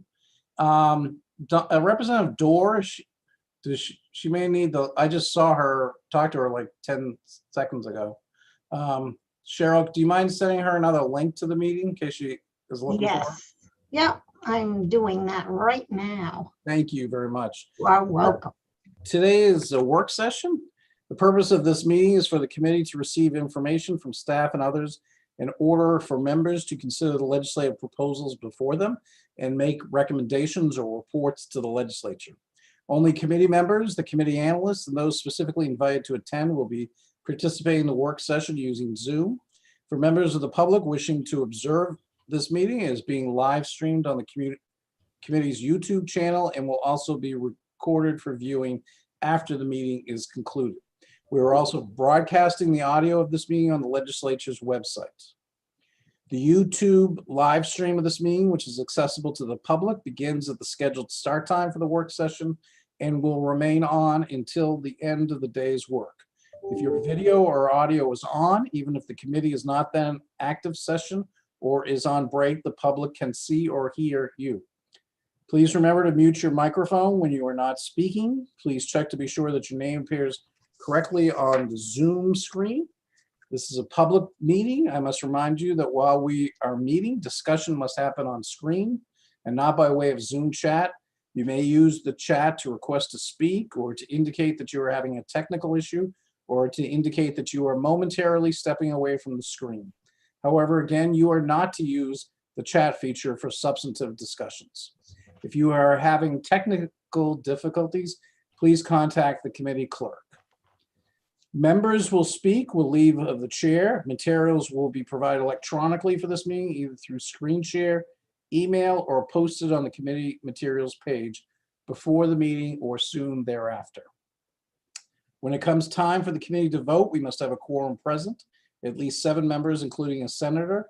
In order to be counted as present, your identity must be visually verifiable on the Zoom screen. I will now open the work session on LD 805, an act to allow municipalities to prohibit firearms at voting places. Ms. Caswell, can you provide the analysis? Thank you, Mr. Chair. And before I start, I just want to let the committee know that the sponsor of the bill is here, as are a few representatives from MMA and from the gun safety lobby. And I am going to share my screen and hopefully I'm sharing the right one. Let's see. Nope, that's not it. Stop that. Sorry about that. So this bill, I keep picking the wrong one. I'll talk and try and screen share at the same time. Oh, there it is. All right, this bill, an act to allow municipalities to prohibit firearms in voting places, was brought to you by Senator Breen, and it permits municipalities to prohibit the possession and display of firearms at voting places on election day, with the exception of firearms that are secured in locked vehicles or possessed by certified law enforcement officers. You'll see that there was quite a lot of testimony, a lot of written testimony was submitted. There were several proponents who spoke. The opponents was the National Rifle Association, and 2 other individuals came and spoke. And of course, there were several co-sponsors and the sponsor who spoke about this bill. I think that there was a discussion about how there was a similar bill in the prior session. This also was brought to the committee, state and local, I believe by Senator Brain. It was a little different. It applied to voting places and public proceedings. This bill applies only to voting places. It applied to dangerous weapons. This bill applies only to firearms. The exceptions in this bill, you'll see that some of the language has been crossed out on my bill analysis, and that is because the sponsor has proposed an amendment. So what you see in front of you are the exceptions as proposed by the sponsor. So this bill would accept out law enforcement officers. It would also allow firearms that are inside a locked vehicle to be within that 250-foot zone. And it also would allow firearms in homes or places of business within that 250-foot zone. It applies to municipal officers. If the committee moves forward with this bill, I have a little bit of a technical amendment I would suggest. And the two bills differ in that they amend different titles of statute. And I don't at this point really have strong feelings one way or the other in how they go about amending the statute to allow for this. I just want to share that as someone commented, there is state preemption in the area of the regulation of firearms. It's found in Title 25A. And it does say there is an exception in subsection 3 that says this section does not prohibit an ordinance of a political subdivision, which would be a municipality, if it conforms exactly with any applicable provision of state law. So if you move forward with this, I think you'd want to be very clear that the exception you're creating in this bill is an exception under that state preemption. I did do a little bit of research to see what municipalities currently are allowed to regulate with respect to firearms. They can have noise ordinances and they can regulate shooting ranges, but that is a bit limited in that existing shooting ranges, or what I would call grandfathered shooting ranges, are not subject to the same level of regulation. And there is no fiscal impact provided at this time. I did include the statute on state preemption. I did include a few examples of specific ordinances that are allowed by municipalities. And I also in here have what the sponsor's amendment looks like in the full context of the bill. Okay, any questions for Lynn? Lynn, can you go back to the page where you had the discharge of firearm right there? I just want to look at that right there. Stop, if you could stop. Yep. Just read it for a second. Okay. So a municipal ordinance can establish an area where discharge of firearms cannot take place, correct?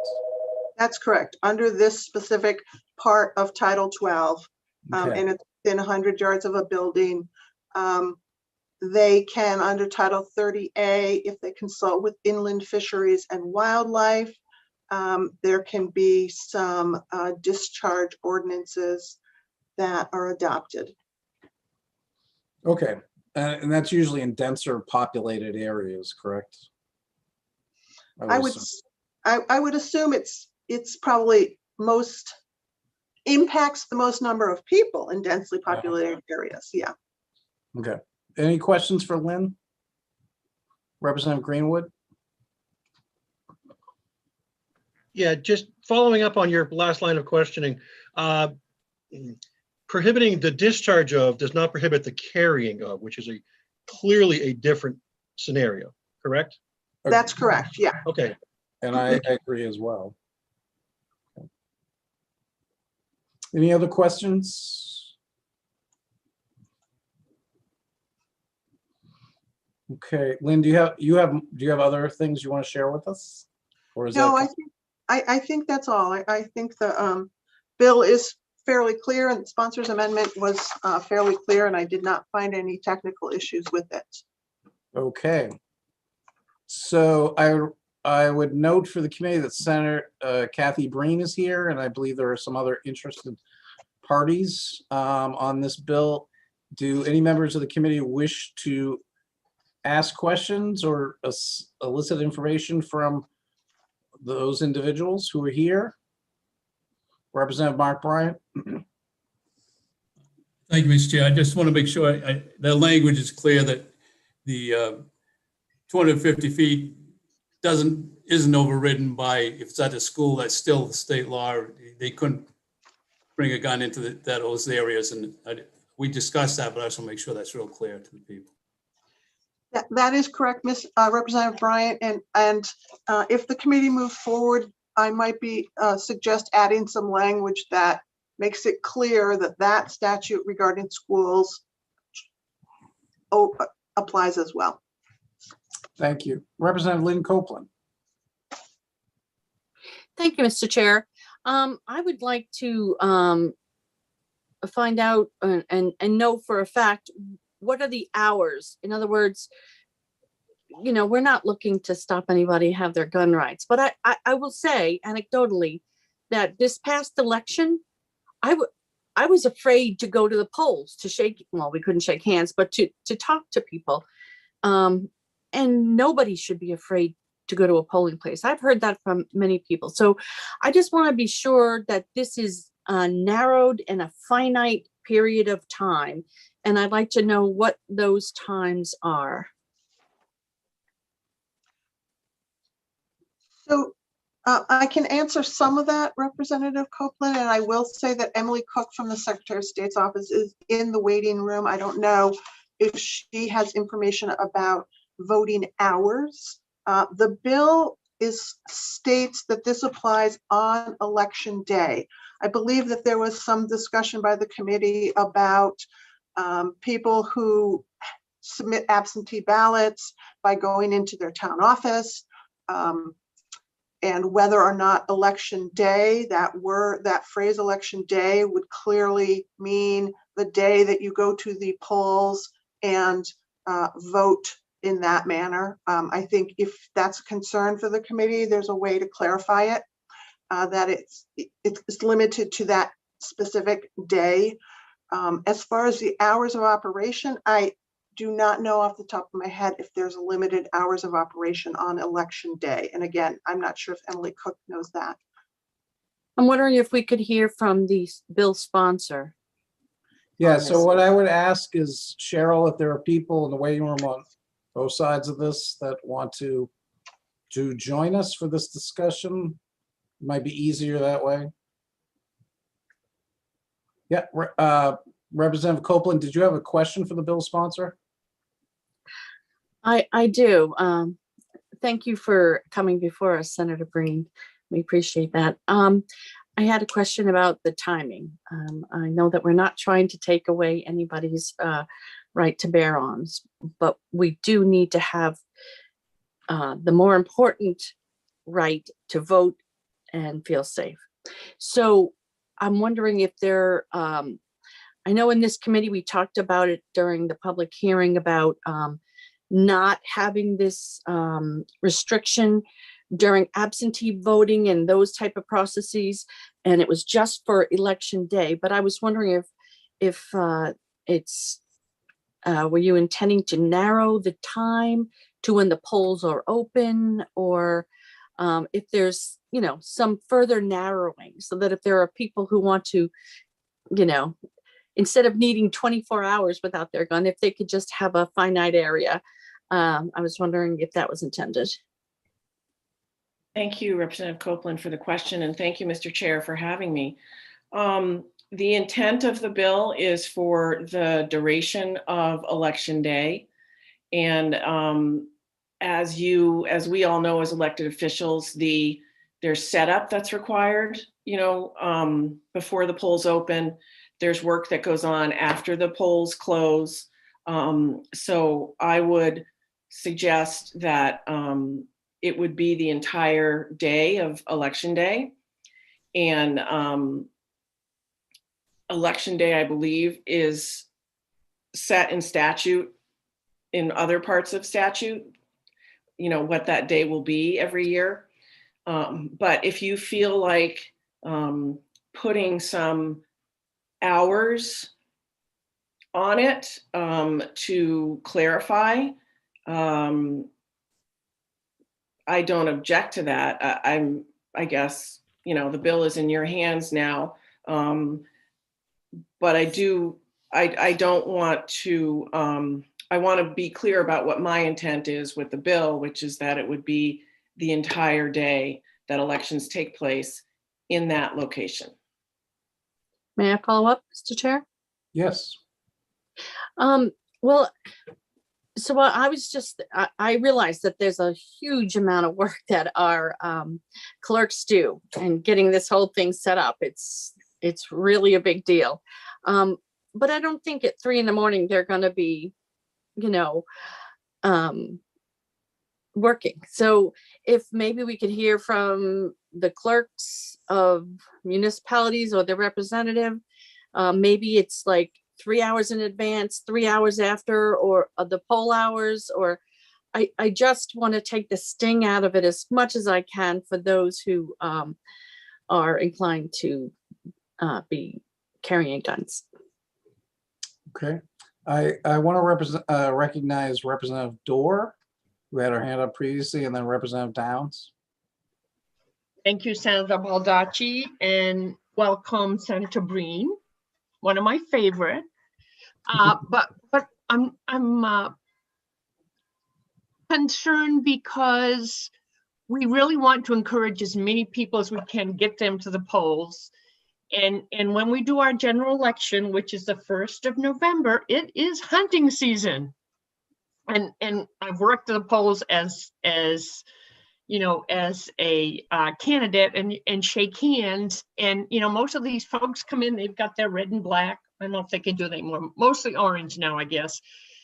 And they, you know, there might be a weapon under there, but I've never felt unsafe. And I understand why you're doing this, but I want to make sure that we don't make any of our good old voters not come to the polls because they don't want to have to go home, take their gun off. They may be coming in to vote, then they're going back out in the woods. So I just wanted to share that with you.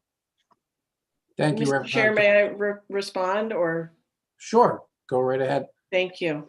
Thank you for the question and concern, Representative Dorr. The bill clearly articulates that a gun in a locked vehicle is permitted under this proposed new law. So certainly if somebody is hunting and coming to the polls and then returning to hunting, the firearm could sit in the car and wait, and that would be completely consistent with this proposed legislation. Okay. Representative Downs. I just wanted to say I've just retired as a former municipal 27 years. And I just want to let you know it's hard to pinpoint any time because we have large offices, we have small offices, and it's really hard to say, well, 3 hours before and 3 hours afterwards, because you could go to 3 in the morning. So I just wanted to throw that out to you. I remember when I first started, we worked around the clock. We never went home. So now we have voting machines. It's a little different, but just because you were asking from a clerk's point of view, Representative Copeland, I just wanted to throw that out. Thank you. Thank you, Representative Downs. Representative Matlack and then Representative Toole. Thank you, Mr. Chair. Ms. Cook is from the Secretary of State's office, I believe. And she can explain to us about voting hours. I know that I believe each town gets to set their own hours, start and finish, but some start at different times and some finish at different times. So maybe she could clarify what voting hours are here on election day in November. or any election day? Thank you, Representative Matlack. I'd be happy to provide that information, and I can send the section of statute to your analyst so that you can have that as well. Opening times are a bit flexible depending on the size of the municipality. And I'm just reading here. The polls must be open no later than 6 a.m. and no earlier than 6 a.m. and no later than 8 a.m. on election day, except in municipalities with a population of less than 500. The polls must be opened no later than 10 a.m. And the municipal officials in each municipality shall determine the time of opening the polls within these limits. Closing time is fixed. Polls must be closed at 8 a.m. or 8 p.m. on election day, except in municipalities of less than 100, in which they may close after all registered voters have voted. So a little bit of leeway there. And as Representative Downs said, when the clerks and other municipal voting officials, election officials have wrapped up their work, definitely varies from town to town, depending on the election, whether or not they have ballot tabulators or they're hand counting. Some of them are there well into the night on different elections. Thank you. Representative Matlack, did you have any other questions of Ms. Cook? Yes, generally speaking, when voting hours end, doors are locked and members of the public are not permitted inside. Is that correct or no? I can see Representative Downs shaking her head, and I would have to think the answer is no. I know some of you may have had representatives scattered at different polling locations to watch those returns come in so that you can do your own adding on your races. And so yes, there is some members of the public are there past the end of the election as those returns are being tabulated. Okay. Representative Toole, you had your hand up. Thank you, Mr. Chairman. So I have a lot of issues with this legislation. I think during the public hearing, asked repeatedly if there was evidence to substantiate the claim that there is widespread gun violence in Maine at polling places. And to date, we have yet to receive any of that. I'm encouraged a little bit that the sponsor has made some accommodation for folks that live nearby, but at the same time, you also still have, as Representative Dorr said, you've got people coming to the polls that are coming in hunting gear. Somebody just shot a buck. They may not necessarily be thinking about locking their vehicle. And there's no penalties. There's no clear indication of what could happen there. There's a lot of unanswered questions to this. I don't believe it's necessary, and we'll be opposing it when the time comes to vote. Okay, and to be fair, I think that we should allow the others that are here on both sides of this issue to be admitted. I don't know where Cheryl is, because if there's a, Cheryl, can you, yeah. So if there are people that want to respond to what Mr. Representative Toole said, also to give both sides a brief opportunity to see if there are additional information that we should know because of the amendments and whether that changes any of their thinking. Yeah, I don't have a list of people, so Yeah, that's all right. you would just have to tell me. Sorry. Okay. Yeah, I mean, they can put their hand up if they are, but I see Rebecca Graham. Senator Baldacci, if I may, I just admitted Lauren LePage, who represents NRA, Bill Harwood, who represents Maine Gun Safety, and of course, Rebecca Graham from MMA. So I think those are all the people in the waiting area that were here for this bill. Great. And so I'll go through, Rebecca, I'll go to you first. Do you have any comments based on the committee's comments that you feel we need to be aware of? Thank you, Senator Baldacci. This bill wasn't introduced in MMA's mind in terms of preventing or responding to gun violence in the polling stations. This was about community members who had a variety of anxiety around individuals that were open carrying in those places. Some of those folks are veterans. Some of those folks have general anxiety, and it's about creating a uniformity of experience for individuals. There isn't an expectation that someone on hunting day is going to go into a school to vote where they may be assigned a polling station and be able to do that. However, if their polling station were assigned within a municipal building, there would be a different set of rules. So this was just about creating a uniform expectation across the full spectrum of polling stations, which include also private spaces, for instance, the Cross Arena in your community that also doesn't allow weapons in. So there's a general sense that it would flatline the feeling amongst those communities in consultation.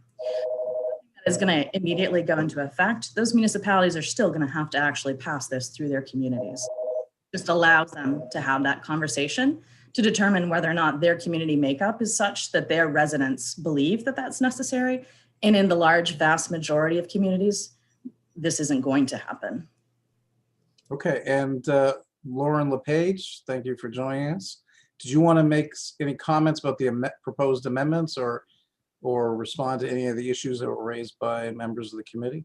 Absolutely, and I don't have a copy of the amendment right in front of me, so I will speak to what I thought I saw on the screen that was shared. If I'm mistaken, please feel free to correct me. I believe that the proposed amendment does address the concerns we raised in our testimony about firearms that would be in homes within the 250-foot buffer. The issue the other issue though that the amendment does not seem to address is the right-of-way issue, which is someone not intending to enter a polling location that happens to be within 250 feet would still be required to disarm. That's my understanding of the brief look I got on the split screen. Like I said, I don't have the amendment right in front of me. But the biggest issue with this is, the Attorney General, as we stated during the public hearing, did send out guidance in October of 2020 saying that they will aggressively prosecute voter intimidation at the polls. It is, to my knowledge, there were no instances in Maine of voter intimidation this past election. And I just want to underscore that this should not be taken lightly. This is amending Maine's preemption statute, which is aimed at trying to make sure that law-abiding citizens are not violating the law because there's a patchwork of gun laws across the state. This bill amends that preemption statute. So I just want to reinforce the gravity of the situation in terms of what this bill does. And sort of it's a weakening of Maine's preemption statute that really does risk entrapping law-abiding citizens. Again, I won't go on because we already had a public hearing. You have my written testimony, but those are our general thoughts on the bill. Okay, thank you. And William Harwood, welcome.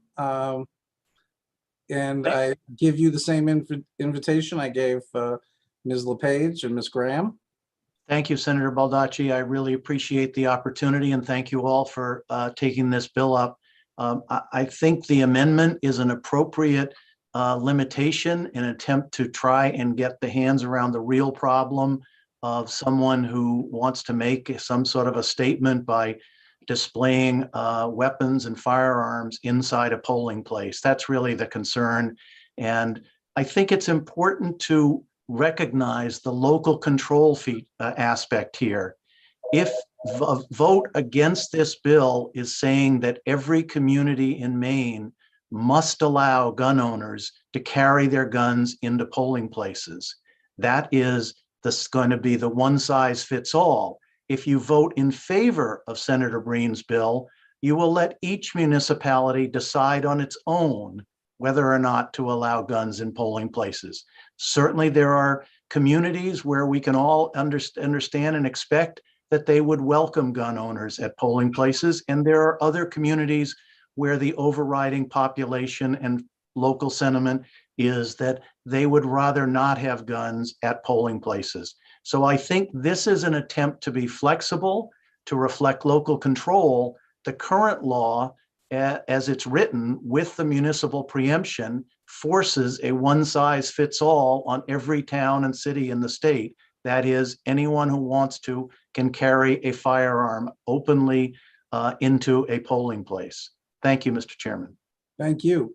Does any member of the committee wish to ask Any of the three recent speakers, any questions? Representative Reisman. Actually, I have a question for the Secretary of State's official. Sure. That question would be, there have been times in this country when state government has stepped in and extended the polling times because of technical issues at a particular location. So is that true here in the state of Maine? So I think it was indicated that the law says that the polls close at 8, but let's say a specific site had a technical issue with the balloting machines and couldn't allow people to vote. Can the Secretary of State extend the voting time? I would need to check on that with our elections division. I know Julie Flynn, who heads that up, has been around for well over 2 decades, and I can get that information for you, Representative Reisman. Okay. Well, Yeah, go right ahead. I'm wondering if we could take this legislation and slightly change the title to read something like, to allow municipalities to prohibit firearms during polling times at voting places. And that issue takes out the issue of, you know, if places closed down and the balloting is being counted. I don't have a problem with guns properly being used at that point, but I don't think anybody should be allowed to bring a gun during polling times. Okay, any other questions or comments by members of the committee? Is there any members of the committee that wish to make them? Okay, Representative Copeland. Thank you, Mr. Chair. I agree with Representative Reisman. If the intent is to eliminate the stress for people and to not have people feel intimidated by people with guns, it would clearly be when people are there, the public is there. I know in the city of Saco, all the candidates stay inside and wait for the results, but the public needs to feel comfortable voting. So if we narrow it down to that, to the times when the public is, and that, you know, there could be language in there that says, if the polling time is extended, so is this restriction. The restriction is based on the polling hours. And this way, all the individual communities, you know, when they have their starting at 10, ending at 12, you know, whatever, that it works for everybody. And, you know, communities that, I like the part with the municipal buy-in. I mean, I think that we need that here in Saco. I think in a lot of the more populated cities, it's needed, but certainly not in the rural areas. So that's my opinion. And I will be voting in favor of protecting the comfort and safety of voters. Okay, thank you, Representative Copeland.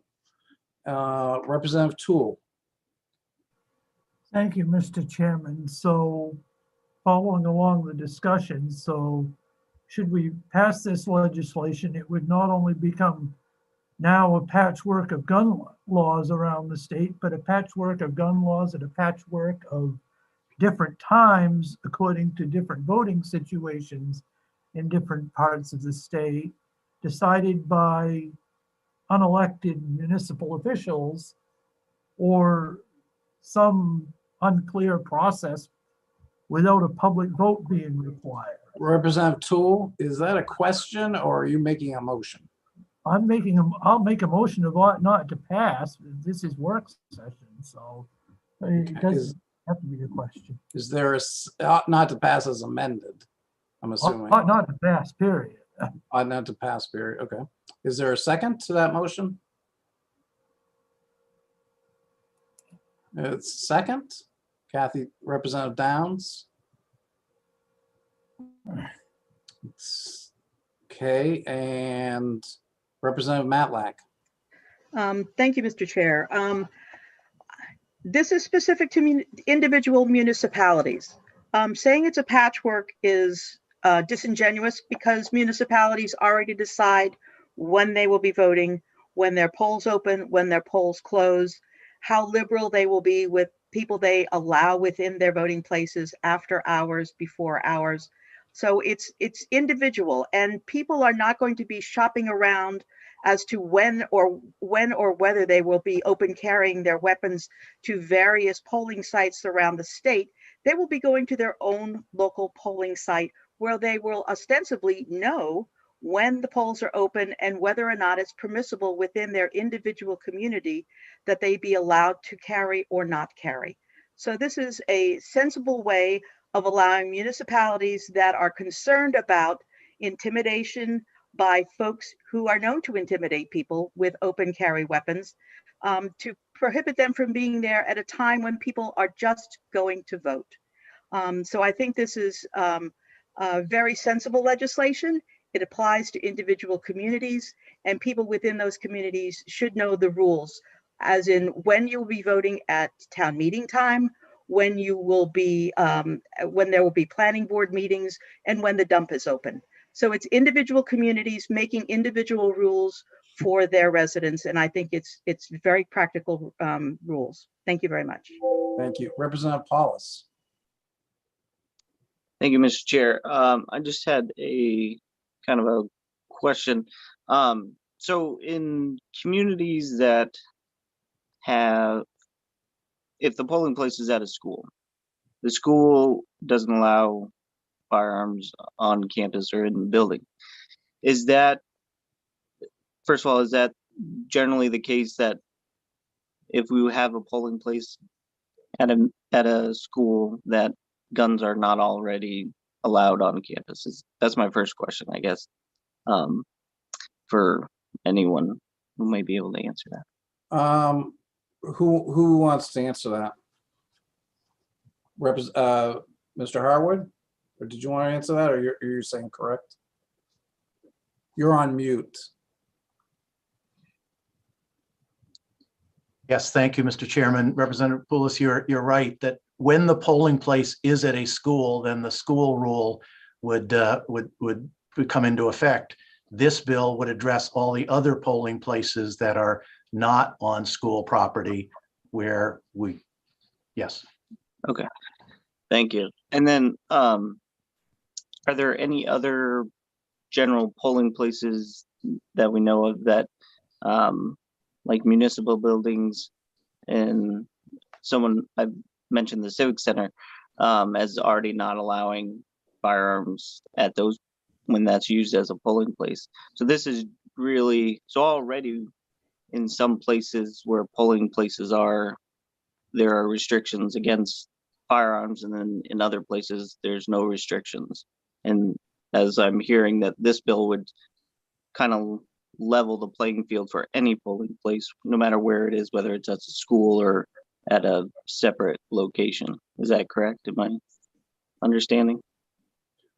And Yes. if somebody wants to answer that, if they could just raise their physical hand or their electronic hand, that'd be great. Okay, Ms. Graham, you raised your hand. Thank you, Senator Baldacci, and thank you, Representative Paulus, for that question. Yes, that is correct. Currently, private buildings that are often used for polling stations as well as schools have the ability to restrict gun ownership. So there is no expectation that anyone would have a gun on them when they were in those locations. However, if you're assigned your polling station, so you don't get to choose which polling station you go and cast your vote at on election day. So the municipal building piece is the one where there is the patchwork of expectations on polling station day. Okay, thank you. Representative Paulus, did you have any other questions? No, that was it. I just wanted to kind of clarification. Thank you. Sure. Representative Copeland? Thank you, Mr. Chair. The last election in Saco, we normally have our elections in our community center, but due to the requirement for social distancing, it was moved into a school, into Thornton Academy, because they had a large gym space. And so that happened like within a week. So it would have engaged that no guns in the school zone area anyway. And I got to tell you that people complied and people understood the situation. And I think that that's, you know, that this ought to pass with the amended changes. And there's a motion on the floor, so I won't make one, but if I could, I would.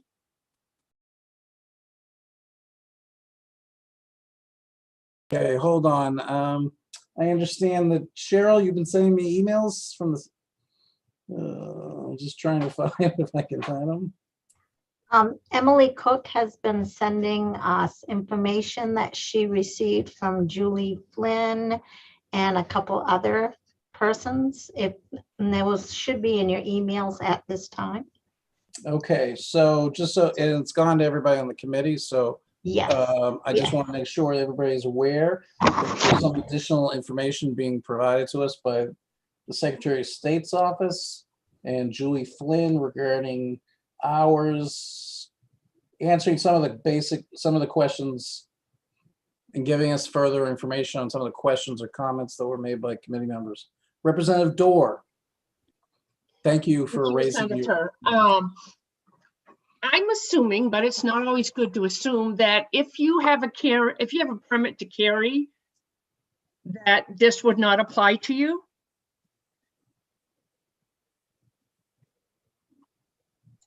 If I may, Mr. Yes. Chair, no, this would apply.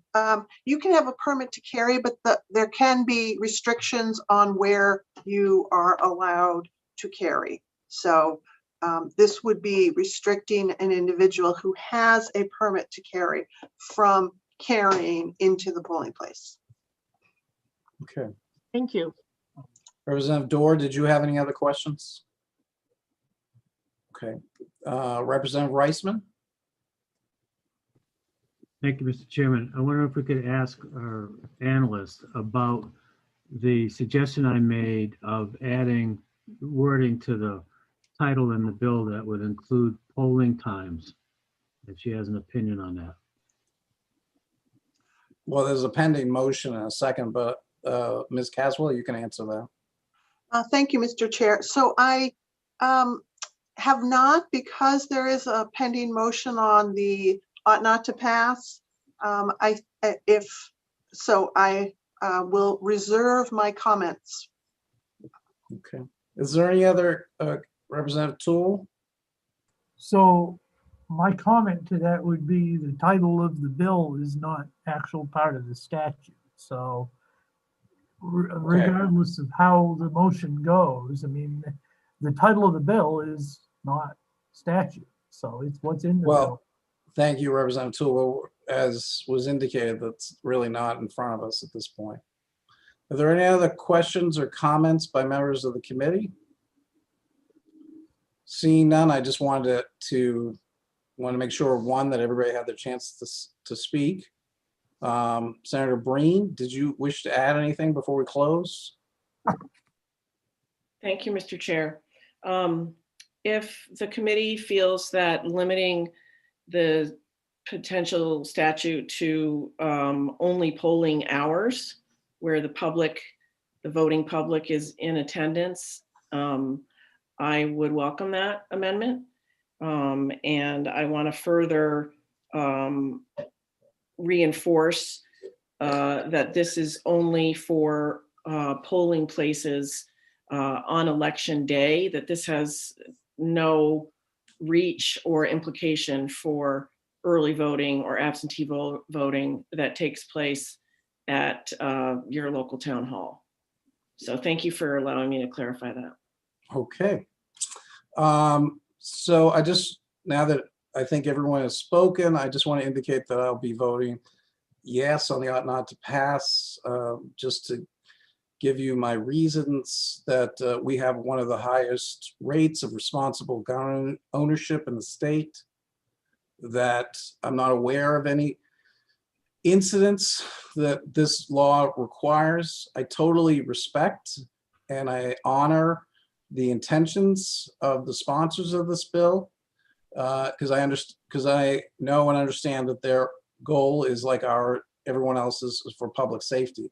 I just don't share this as a reasonable option at this point in time for the state. I think that we have very responsible gun owners, particularly in Senate District 9, as well as other districts, and that they have a right to carry firearms. And the Constitution of the state provides that. And I think that this will not be a helpful to our toolbox of protecting the public. So those are my comments. If there are any other comments, seeing none, I would just ask Cheryl to call the roll. LD 805 ought not to pass. Senator Joseph Baldacci. Yes. Senator Joseph Baldacci, yes. Senator Kimberly Rosen. Yes. Senator Kimberly Rosen, yes. Senator Ned Claxton, absent. Representative Ann Matlack. No. Representative Ann Matlack, no. Representative William Toole. Yes. Representative William Toole, yes. Representative Mark Bryant. No. Representative Mark Bryant, no. Representative Randall Greenwood. He was supposed to vote yes. He's absent. He's absent. Representative Sean Paulus. No. Representative Sean Paulus, no. Representative Francis Head. No. Representative Francis Head, no.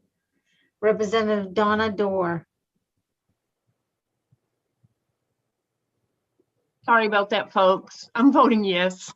Representative Donna Dorr, yes. Representative Walter Reisman. I'm voting no. Representative Walter Reisman, no. Representative Kathy Downs. Yes. Representative Kathy Downs, yes. Representative Lynn Copeland. No. Representative Lynn Copeland, no. 5. Excuse me? I hate to do this, but can we clarify Representative Head's vote? She's voting, are you voting ought not to pass? Or are you voting? Yes. Oh, You are voting ought not to pass? yes, I did. Thank you. Okay, so if that could be clarified, thank you, Representative Matlack. Thank you, Representative Matlack. So that is 6 ought not to pass. 5 no's. Okay. And Ought to pass as amended? thank you. And Okay. 2 absent. Okay, great. The 2 absent are Senator Claxton and Representative Greenwood, is that correct? Correct. Okay. Okay, Lynn, you had your hand up. Yes, First. thank you, Senator Baldacci. Is the ought to pass as amended incorporating the sponsor's amendment that was shared during the work session? That was my intention, yes. Is Thank that is that also the understanding of the others? That we will be voting Senator Breen's amended bill? Thank you. Thank you. Okay, and Representative Bryant, you have your hand up. You're on mute, though. I wanted to make sure on that amendment, we were also, that the analyst is going to clarify the voting places for schools and those other regs that might already be there, so it would be clear on our ought to pass as amended minority report. You know what I mean? Representative Bryant, I think that may be a separate ought to pass as amended report. I think they might all agree to it. I don't think it had a chance to chime in. I don't think they're opposed to it. Right. It was to clarify that this was making municipal voting places, the regulations similar to school voting places. Is that what you're saying? Well, at least clarify that if there's already laws out there like the schools and others, that it's clear. The analyst said you can make it a little clearer so that that would take that off the table and when people are looking at it. I don't think it changes a lot. It just clarifies it a little more. Thank you. Okay. I will draft it and share it with those who voted for the ought to pass as amended. So if I have missed anything, you can help me correct it then. Thank you. Thank you. Representative Reisman. Thank you, Mr. Chairman. Some of this has to do with procedure, but I'd like to change my vote to yes, but not to pass. And then if that is still allowable, I would like to wait for the other committee members to vote and or reconsider the motion that was on the floor. Well, I would ask probably for, thank you, Representative Reisman. I would just ask for a little procedure advice from Lynn Caswell. Do you have, I mean, I see no problem unless somebody on the committee objects to that. I do not know the answer to that, Mr. Chair, but I am a bit hesitant. I will defer to some of the other representatives who have their hands raised, who've been here for longer than me. Okay, Representative Bryant and then Representative Toole. Thank you, Mr. Chair. My opinion is we should, I can't make a motion to reconsider because I'm speaking, but somebody should make a motion to reconsider, have it clean and start over and give him the chance to vote how he chooses. That way it's clean and it's documented, and then we'll have another bite at the apple when the language comes back. But I don't feel comfortable in making a motion where I'm debating it, but somebody should. Okay, Representative Toole. And I would concur with Representative Bryant. I would also say, before I go any further, that I was remiss in pointing out that Representative Greenwood had to leave at 1 o'clock. So I apologize for not mentioning that earlier and passing that on to Cheryl. With that, I would, for Representative Reisman, I would make a motion to reconsider, having voted on the prevailing side. I would second that if it's necessary. It's moved and seconded. Can I just see a show of hands for people in support of the motion to reconsider? Okay, so the matter is now reconsidered, and Representative Toole, do you want to introduce? Thank you, Mr. Chair. I would make a motion ought not to pass. Okay, it's been moved and seconded. I will ask Cheryl to call the roll. Mr. Representative Reisman. I make a motion to table. Oh, a little bit. Okay. Well, there's been I understand, and we could, you know, we reconsidered this to allow you to vote the way you stated, and then It's not debatable, but it does require a second. Yes. Yeah. Does anybody second that?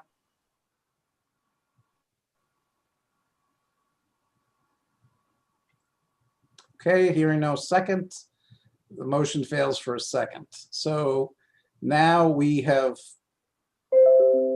acceded to Representative Reisman's request, and we have filed as a motion to reconsider that was approved, and now there is a motion for ought not to pass. Just so it's clear, a yes vote means you ought not to pass it. And a no vote means you wish to pass the bill. So I will ask Representative Reisman, you still have your hand up. I'm sorry, we'll put down. That's all right. Okay, so Ms. McGowan, would you call the roll again? Yes, I will. LD 805 ought not to pass. Senator Joseph Baldacci. Yes. Senator Joseph Baldacci, yes. Senator Kimberly Rosen. Yes. Senator Kimberly Rosen, yes. Senator Ned Claxton, absent. Representative Ann Matlack. No. Representative Ann Matlack, no. Representative William Toole. Yes, ought not to pass. Representative William Toole, yes, ought not to pass. Representative Mark Bryant. No. Representative Mark Bryant, no. Representative Francis Head. Yes. Representative Francis Head, yes, ought not to pass. Representative Sean Paulus. No. Representative Sean Paulus, no. Representative Randall Greenwood, absent. Representative Donna Dorr. Yes. Representative Donna Dorr, yes. Representative Walter Reisman. No. Representative Walter Reisman, no. Representative Kathy Downs. Yes. Representative Kathy Downs, yes. Representative Lynn Copeland. No. Representative Lynn Copeland, no. 6, yes, ought not to pass, and 5, ought to pass as amended. I don't want to speak for Representative Reisman in case he wants something different, but my vote was ought to pass as amended by the Senate, that by the sponsor's amendment. Is that yours, Representative Reisman? I would like to see a different version of the ought to pass. Representative Bryant, you're on mute, sir. With, Yes. along with the minority report, the clarification courses, again, with the analyst giving us a little extra, but I also feel that Representative Reisman needs to explain what his amendment is, because that's important in the procedure before we can move off it. Right, no, I agree. Is that what you were going to say, Lynn? Yes, Okay. that was. Thank you, Mr. Chair. Representative Reisman, you're asking for your own separate report, correct? Yes, sir. Okay, and what is your report? Not only includes the amendments that the sponsor put in there, but it includes an amendment to change the title and associated wording so that we would have a reference to polling times, as I mentioned before. And I believe the sponsor said she would be agreeable to that. So that's how I would want my report to come out. Okay. I guess that can be worked out when we come back for a language review. Representative Copeland. Thank you, Mr. Chair. I thought that the sponsor added that in. So I thought that that was the ought not to pass. My vote was that it included those hours. I think that's something the minority needs to discuss and come up with a single report between now and the time we come back. Thank you. Representative Toole. Thank you, Mr. Chairman. I would differ slightly on that, respectfully.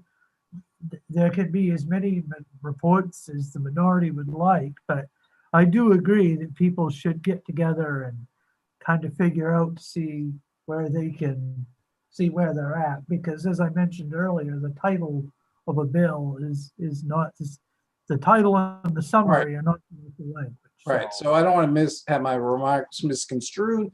I'm Right. well aware that you can have multiple reports. I just meant there'll be time for them to sort that out.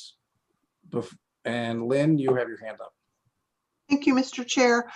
Generally, it's preferable for the minority report to be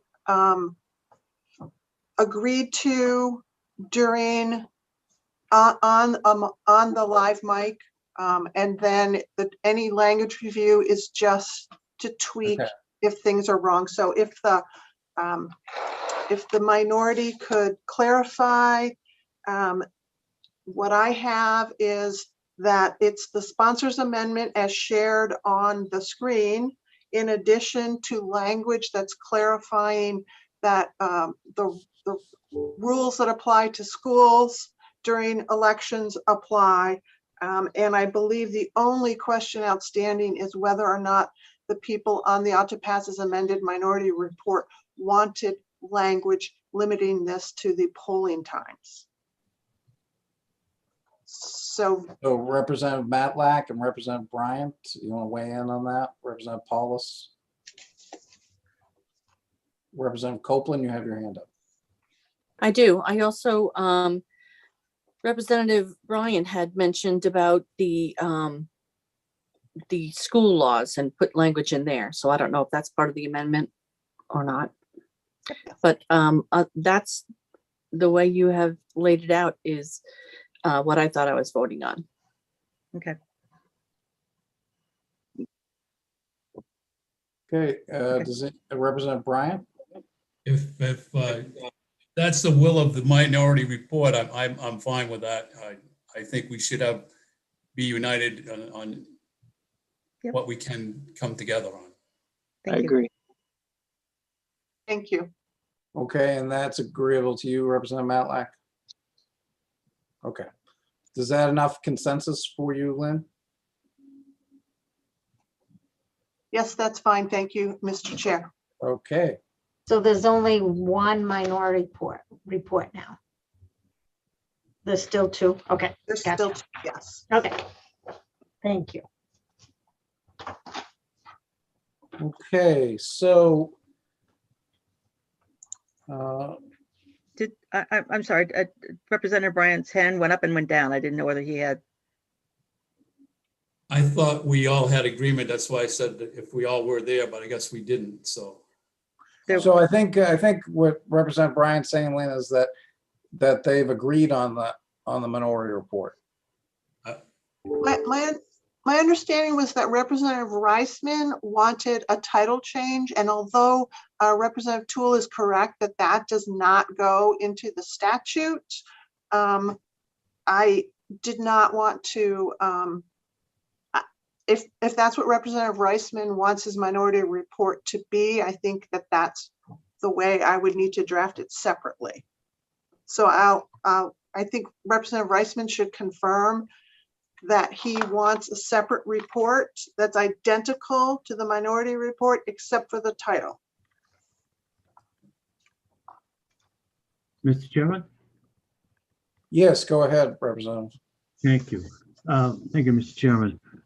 What I would like to see for Ms. Caswell to do is to change the title of the report and create any necessary language as part of the amendment to support that title.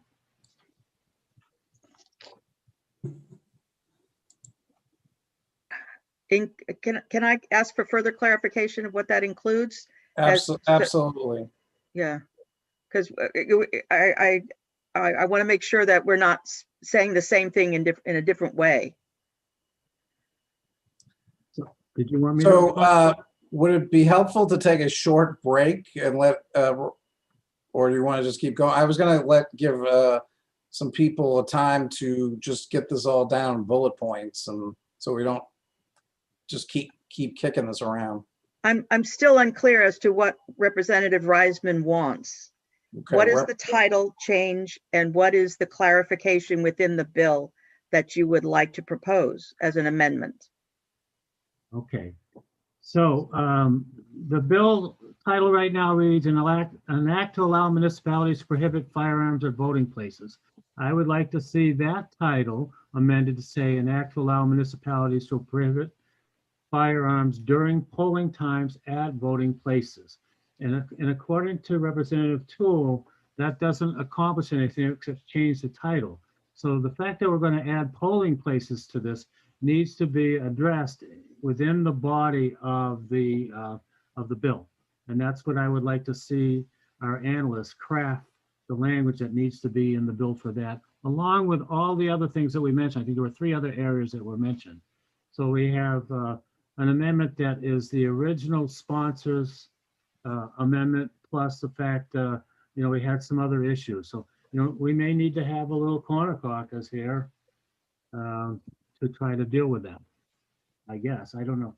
So we make sure that everybody understands. We want to all be in agreement. I think the people who want it the ought to pass are in agreement on the concept. That's how we get there. Are you asking to limit this to just the hours that the polls are open? Is that what your amendment is? Yeah, that's my piece of it, along with everybody, the other amendment pieces that were brought up before. Is limiting it to only the hours that the polls are open agreeable to others that voted ought to pass as amended? If, Mr. Chair, Yes. if I thought that's what it was, I thought that's what we were agreeing to, because I know that Representative Copeland had a concern, and I was trying to bring that in because it seemed like the time the polls were open was what was she felt she had voted for when we all said our piece. So that was what I was really moving toward. Okay. Only, and I said only if everybody that originally voted wanted to go there, I would go with you. Yes. Representative Paulus? Yeah, I'm okay with that. Okay, we're in agreement. Representative Dorr, you have your hand up. I'm just hoping that Lynn can repeat whatever we're voting for, so we'll be sure we're voting for the right thing or what we wanted to vote for. Yep. You want to recap, Lynn? I recap. What I think that everyone in the minority, meaning Representative Reisman and the others, are interested in the original bill, plus the language that the sponsor shared prior to the work session, plus limiting it to polling times, clarifying that the limits in schools apply, and the changing the title as Representative Reisman requested. I think Representative Reisman, what he is looking for in the bill and what the rest of the minority are looking for are identical. The only difference is Representative Reisman wants to amend the title. So if the others in the minority agree to amend the title, then we would have one minority report. Okay, can those in the minority raise their hands about the title, or? Okay, Representative Copeland, Representative Reisman, did you want to talk? Did you want to, did you have further comments? Just clarification with Lynn, if we could. So just changing the title to include polling times. The way I hear you say it, there would be nothing in the language of the bill that would address the fact that makes that part of the bill. No, I'm sorry, Representative Reisman. Let me try it again. And I'm going to identify that the people in the minority are Representative Paulus, Representative Bryant, Representative Matlack, Representative Reisman, and Representative Copeland. So Representative Reisman and the rest of you all want the body of the amendment to be the changes that the sponsor proposed prior to the work session. In addition, all of you as a group agree to limit it to polling times. And in addition, all of you agree to clarify that the limits for schools apply, regardless of what the amendment is. The only thing that you need to, as I understand it, that you need to decide is, do all of you agree to change the title in the way that Representative Reisman proposed? Okay, is there anything that's incorrect about what Lynn said? Okay, now I have three hands up. One, Representative Reisman, do you still have your hand up?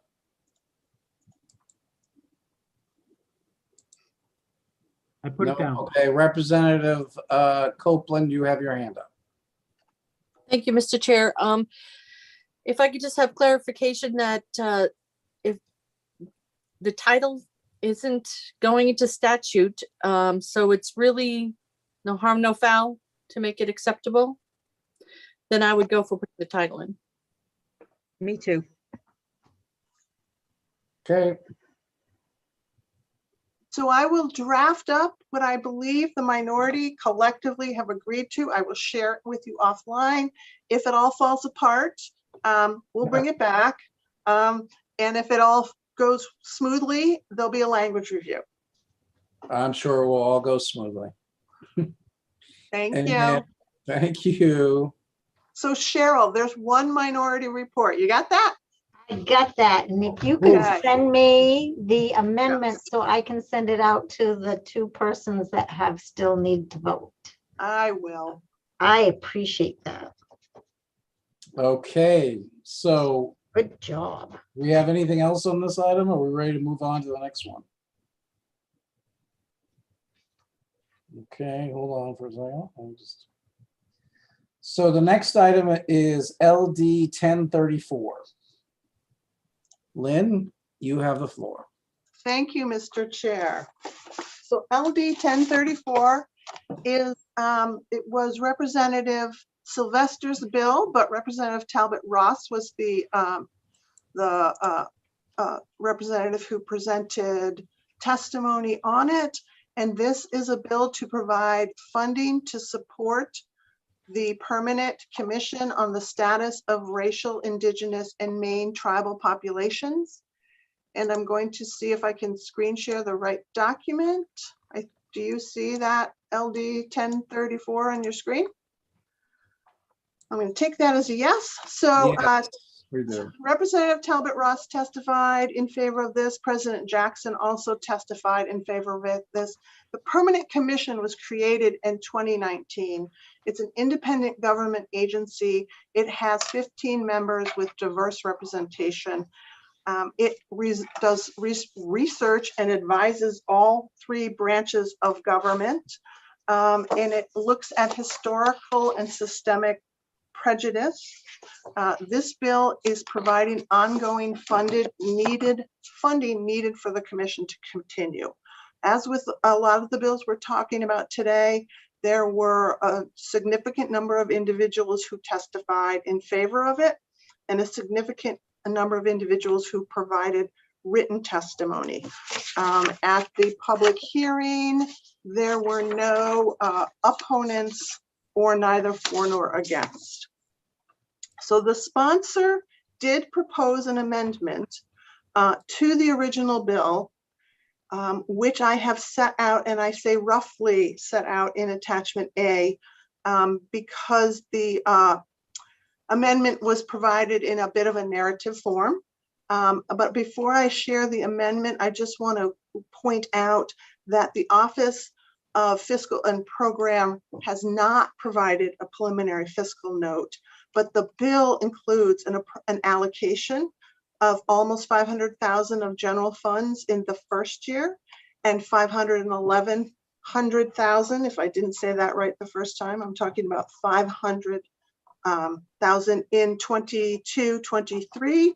And this allocation in the bill is for two positions, three positions: a public service manager, a policy development specialist, and a public service coordinator. The sponsor also indicated that she is seeking a $2 million budget to support the work of the commission. What I was not able to clarify is whether the $2 million that she wrote about in her amendment included these allocated funds, or if it was in addition to the allocated funds.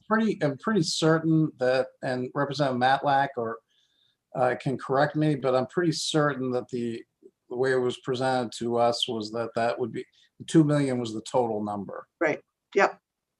So the amendment, and I can't see my screen, so I don't know if Representative Talbot Ross is in the waiting area. The amendments, one was to take the word Maine out.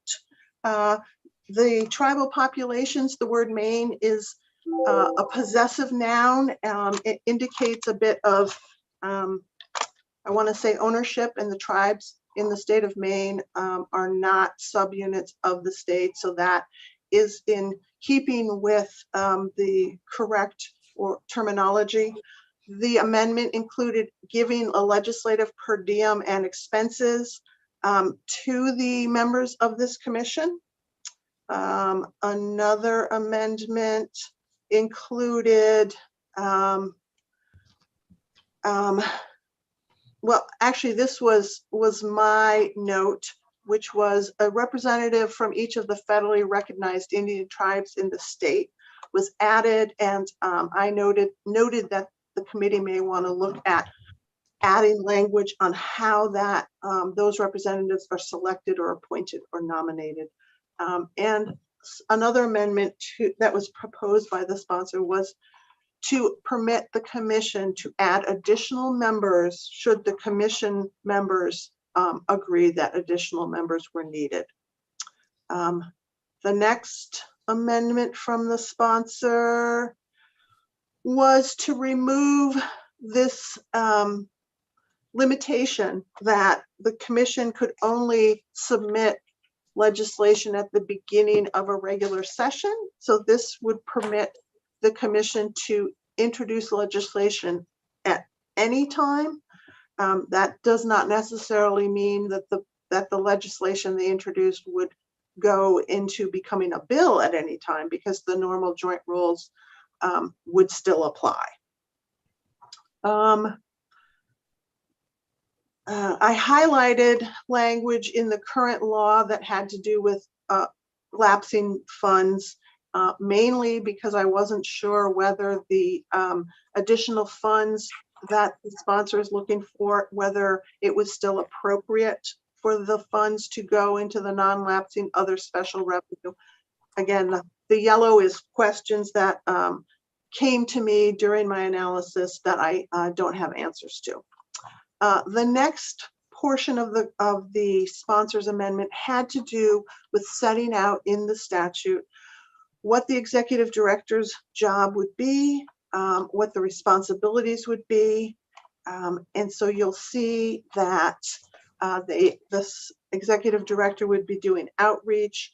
There would be a truth and reconciliation initiative. There would be uncovering entities in the state that have been involved in prior acts of enslavement and genocide, development of partnerships, examining inequities, building the capacity, and creating a database. And the last, number 9, was in the sponsor's language that she sent to me, but I wasn't exactly sure how to make this into a activity or a duty, because this is under the responsibilities. So I'm a bit perplexed with this last one on how to wordsmith it for the to reflect the sponsor's intention. So quite a bit of an amendment proposed by the sponsor. But I believe that that I've captured largely what she was asking for. Okay, thank you, She Lynn. is here. Okay, great. Good afternoon, Representative Ross. Representative Toole, you had some questions? Yes, thank you, Mr. Chairman. Before we go too much further, so we're getting this amendment today with a lot of substantial changes to the bill, which was a straight up financial request. And I'm wondering, given that we're getting all of these changes, given that wasn't the original intent of it, or wasn't the original scope of the bill, should we put it on ice and have another public hearing? And I just think we're wandering quite a ways away from the original intention of the bill, which was to provide funding for this commission. And maybe we'd be best to do that. And I was wondering if Lynn had an opinion on that or could offer an opinion on it.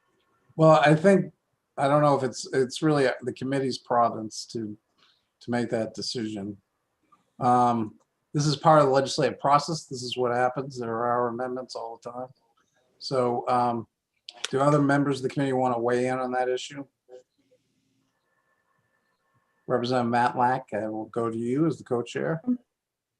Yes, I would like to hear from Representative Talbot Ross about the amendment that is being proposed, and what the expectations might be for whether this is an expansion of what we had expected that the Permanent Commission would be undertaking, or whether this is just a clarification of what their duties already have been, and we're just setting them into statute.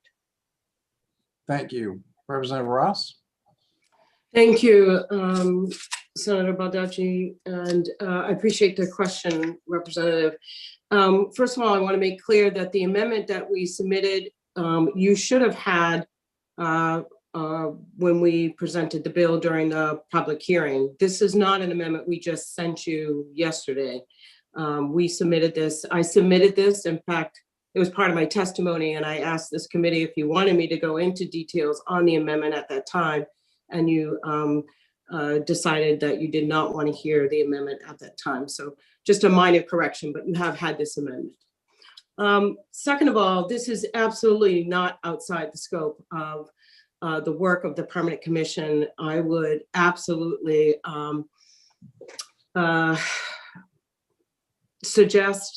recommend that you do not have another public hearing on it. It is, as the chair has indicated, this is your policy committee, and this is policy work. The changes are brought forward because there is nothing like this entity in the state currently operating, nor have we ever had an entity like this in the history of the state. And so while we created this bill in 2019, it went into law, it was done so knowing that we had to create as broad of a scope and flexibility for the duties and the powers and the membership of the commission as possible, because it had never been attempted before in the state of Maine. Now that we have been in existence for quite a while, and we went through a very extensive period of work following the public execution of George Floyd last spring, we have intensively been working to advise all three branches of government with the focus on the legislative branch. And I talked about the report that we produced back in September of 2020 during my testimony that reflected some of the large amount of work, very labor intensive work that this commission did last year. This is a commission that is eager to do this work.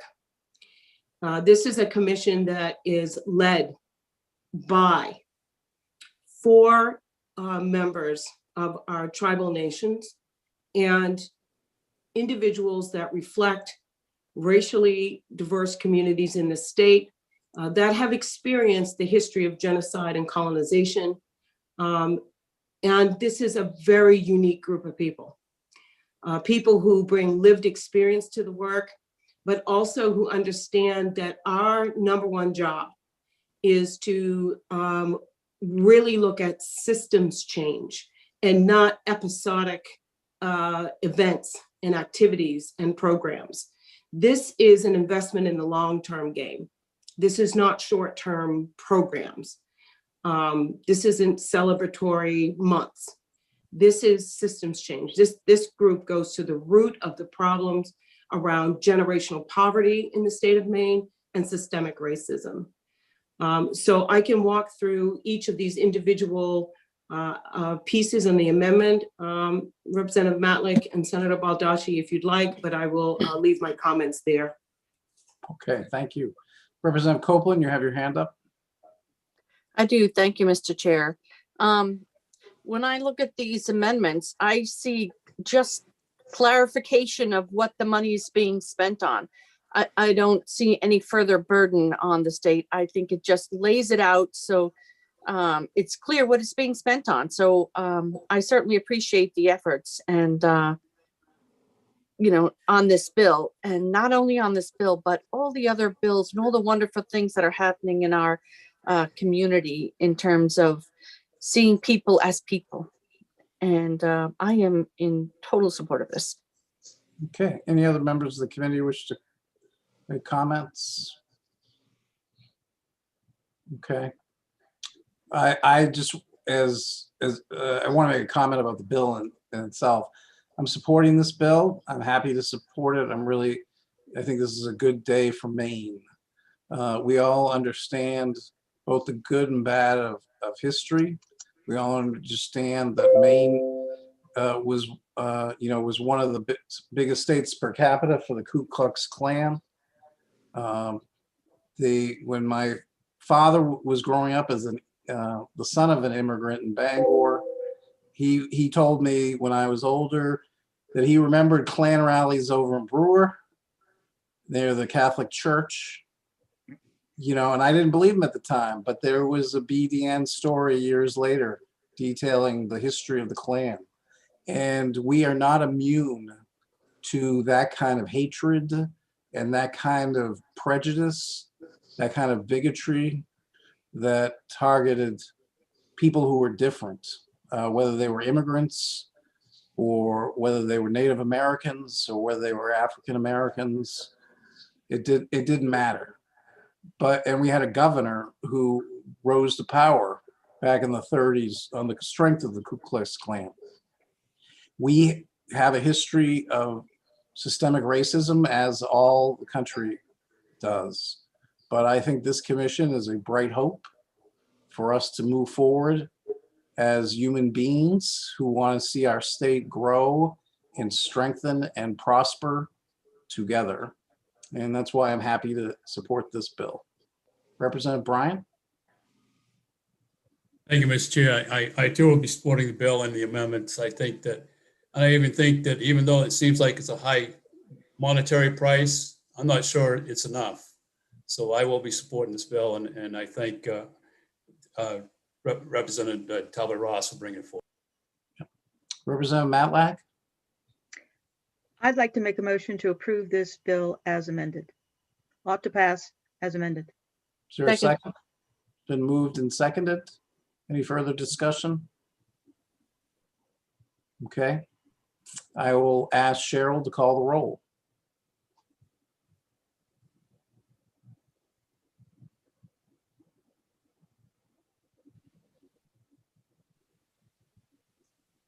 Cheryl, you're on mute though. OMG. Senator Roosevelt. Senator Joseph Baldacci. Okay, thank you, Cheryl. I vote yes. Senator Joseph Baldacci, yes. Senator Kimberly Rosen. Yes. Senator Kimberly Rosen, yes. Senator Ned Claxton, absent. Representative Ann Matlack. Yes. Representative Ann Matlack, yes. Representative William Toole. Yes. Representative William Toole, yes. Representative Mark Bryant. Yes. Representative Mark Bryant, yes. Representative Francis Head. Yes. Representative Francis Head, yes. Representative Sean Paulus. Absent. Representative Randall Greenwood, absent. Representative Donna Dorr. Yes. Representative Donna Dorr, yes. Representative Walter Reisman. Yes. Representative Walter Reisman, yes. Representative Kathy Downs. Yes. Representative Kathy Downs, yes. Representative Lynn Copeland.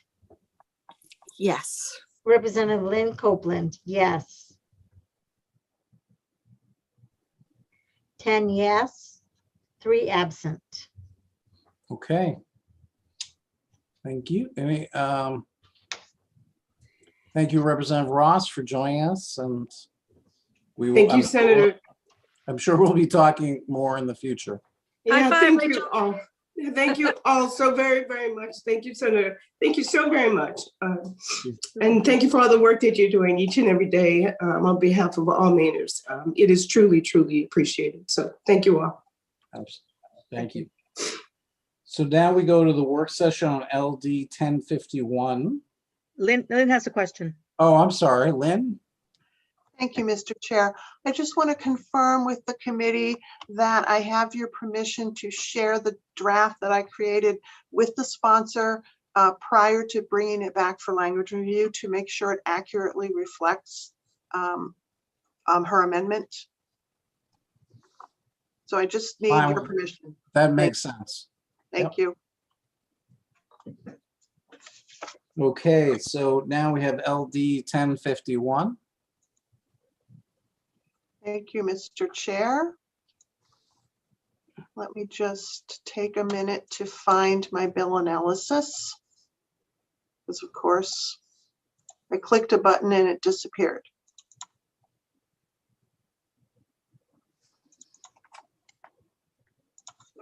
So 1051 is an act to promote civic engagement and voter participation for young people by lowering the voting age for municipal elections to 16 years of age. And this was sponsored by Representative Morales. And let me see if I can share my screen. So this bill is fairly straightforward. It lowers the voting age for municipal elections to the age of 16, and it permits municipalities to do this. It does not require them.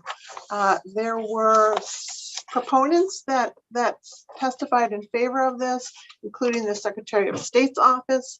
The Maine Municipal Association testified in opposition.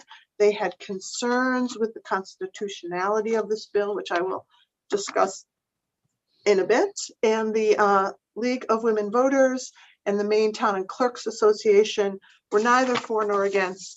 The Town Clerks Association brought up, and others brought up, the pros and cons and the logistics of implementing if a town had lowered the voting age to 16, how the people from 16 to 18 would get certain ballots, whereas everyone over 18 would get the ballots for the state portion of the election. And then there was discussion about conflicting data on the maturity of 16, 17-year-olds. And I will leave it at that. One of the requests that was made was that the question was asked if the town clerks had requested this. Kathy Monteo from the Maine City and Clerks Association did reach out to her membership via the statewide listserv and asked if any municipal clerk or city clerk was requesting this change, and she did not hear back from anyone. I do want to spend just a few minutes on the question of, is this constitutional? So I've included some statutes here, but basically the Maine Constitution does set out a voting age, the age of 18, in Article 2, Section 1. However, it specifically says for governors, senators, and representatives. In the Constitution, the local and municipal, county and municipal governments are not really contemplated other than in the provisions that talk about the municipal home rule, which the Constitution provides for. And the statute also provides that the municipalities may adopt an ordinance, which the legislature has the power to confer upon them, which is not denied either expressly or by clear implication by the Constitution or general law. So in other words, municipalities can act unless the Constitution specifically says they can't, or unless statute says they can't. So I understand what MMA's concerns are, because you're talking about a voting age, but you're talking about the voting age in municipalities. I agree with MMA's suggestion that if the committee moves forward with this bill, you would want to put some kind of language that says notwithstanding, so that it's clear that the multitude of other statutes that talk about voting age or the for primary elections, the voting age for determining your residency, the statutes that deal with the voting age for statewide elections, you're going to want to clearly carve out that this just applies to municipal elections. And again, it's optional for municipalities, not required. And I don't believe that I gave you all the sections in Title 21, which is on elections, that talk about voting age, but I did review them. And again, there is no clear prohibition in Maine statute against allowing municipalities to set voting age within the municipality. That doesn't mean that someone wouldn't try and challenge it, but it's not clearly prohibited by the Constitution. Okay, any questions for Lynn? Representative Dorr.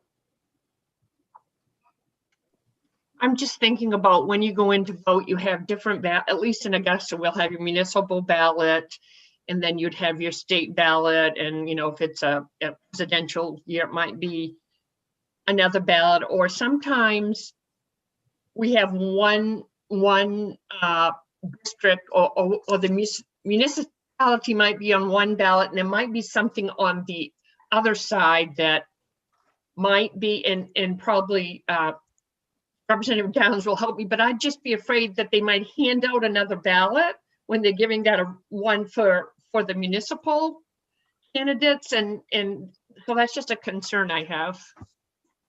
Okay, Representative Downs, you have your hand up.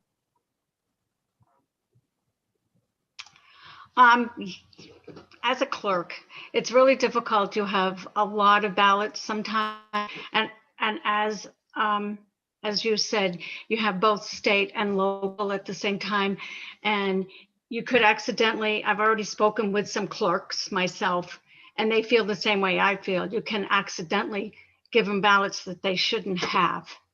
So personally, this is close to my heart, and I'd like to make a motion ought not to pass. Okay. I'll second that. It's been moved and seconded. Further discussion, Representative Lynn Copeland. Thank you, Mr. Chair.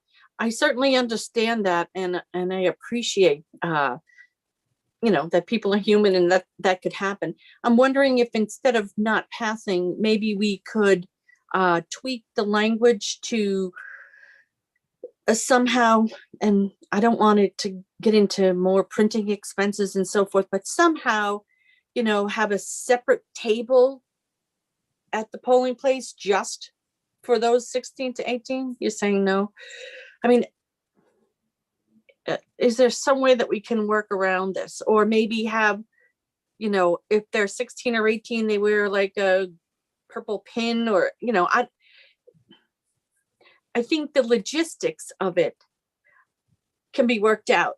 It's the intent. So we're policy setters. Do we want to set the policy that more people can vote? That's the question, and I will be voting in support. Okay, Representative Downs.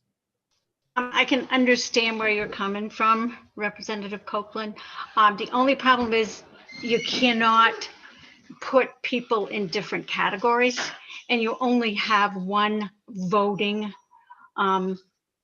list to go by, and they all have to be on that list, and they all go through the same line. It's the same procedures. So it's a big concern, because when you have like voting for the president, you have huge crowds, and it's very easy to do that. And there's so many people coming and going, it can get confusing. That's my biggest concern. Yep. Okay, Representative Dorr, you had your hand up, and then Representative Matlack.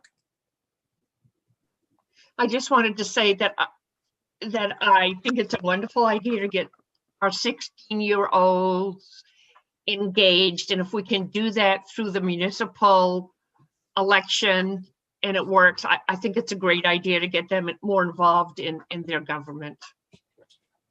Okay, thank you. Representative Matlack.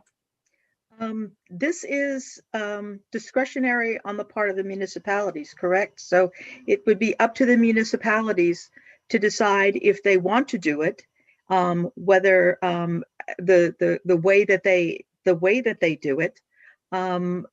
I believe that in as much as we have people of different parties registering, we could have a separate registration for those between 16 and those not quite 18, so that they would be able to vote. And it would be up to the municipalities to allow this to happen. And I think that those municipalities that are interested in moving forward with this should be allowed the opportunity to do so, and show other communities how it can be done gracefully. And I think they should be allowed to the opportunity to try. Is this discretionary, Lynn, with the municipalities? Actually, Mr. Chair, I was just going to chime in because I know that I said that, and it's actually not entirely clear.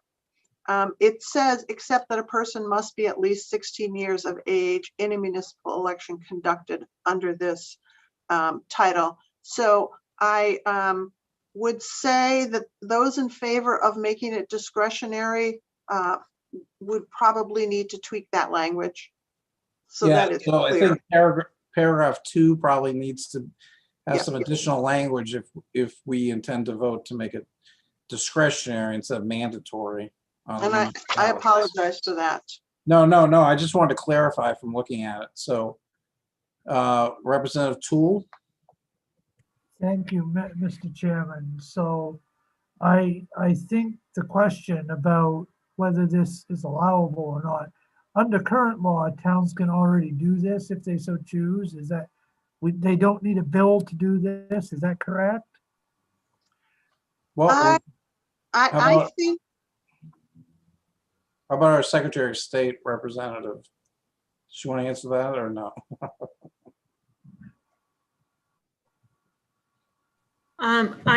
Thank you, Senator Baldacci. I'm looking through our testimony to see if we have that answered there, and I will get right back.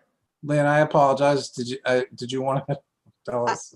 I did. I think that municipalities would be opening themselves up to a challenge if they try to enact an ordinance without clear language in the statute. I mean, I think they could try it because of the Home Rule Authority, but I think it would, yeah, they can try it, and it may be considered okay under the Home Rule Authority, but it's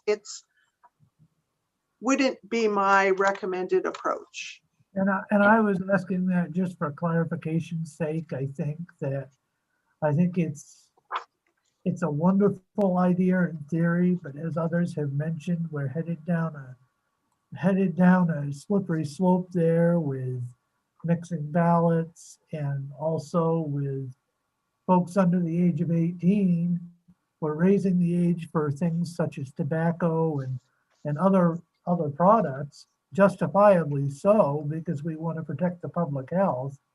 But at the same time, we're now lowering the voting age to people whose brains who aren't fully matured and fully developed.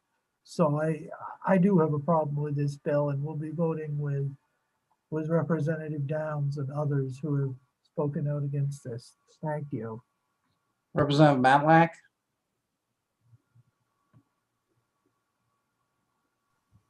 Thank you, Mr. Chair. There was something in front of my cursor that was not letting me talk.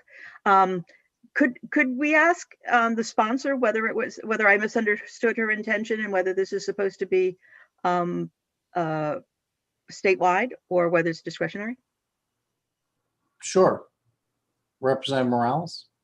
Yes, thank you. Thank you for the opportunity to speak on it. And, I think presenting this bill, we were open knowing that this is the first time that Maine is considering something like this, that it is up to the expertise and the knowledge of this committee to determine. So definitely open to thinking about it as discretionary, using home rule as the authority, which we all respect here in Maine.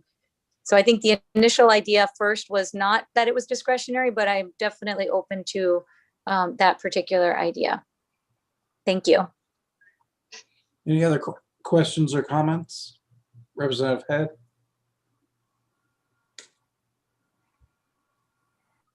Spoke to a couple of 16-year-olds, well, actually 4, and most of them said they want us to vote. I have a hard time getting my homework done. So I'm not sure that their mindset is on what's happening with government. And I also understand that social studies has been discontinued in many districts. And with that in my mind, how would children, and I still say a 16-year-old is a child. You graduate from high school, then you're an adult. But they don't seem to have the interest. They're interested in getting their driver's license. They're interested in getting their scholarships for college.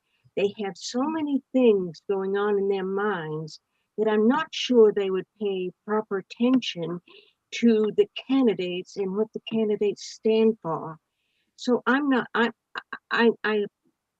to vote against this because of the maturity of not all, but many young people.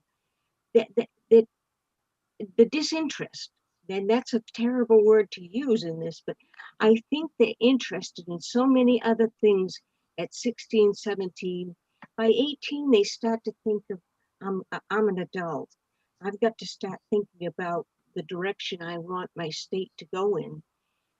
So I'd like to see social studies put back into school so children have an idea of how government works. So that's my reason for voting against the bill. Thank you, Representative Head. Representative Copeland? Thank you, Mr. Chair, and thank you, Representative Head, for that perspective. I don't think all the 16-year-olds are interested, but there are some. So it's not compulsory. Voting isn't compulsory for anybody, but for those who are interested and who want to start their path engaging in local politics, I think there should be the opportunity for it. Okay, any other comments? Okay, I just want to indicate that I will be voting no on this particular motion. However, if that motion is not carried, I'm going to be moving to amend to make it discretionary. I could only really vote for this if it's a local option for the town. If it remains a mandatory thing, then I will vote against it if it can't be amended that way. I think that it's an appropriate discussion to have, but I think it's appropriate to leave it to the local town selectmen or select women or town or city councils. And that way each town can engage with its citizens and figure out whether it makes sense for them or not. So I would only vote for it as a local option. I'm going to vote no on this motion, but I'm going to move to amend. If that fails, then I will vote no on the bill. Is there any other questions or comments, Representative Copeland? Is there a motion on the floor? Yes, there's a motion ought not to pass. Mm, okay, so Cheryl, do you want to call the roll?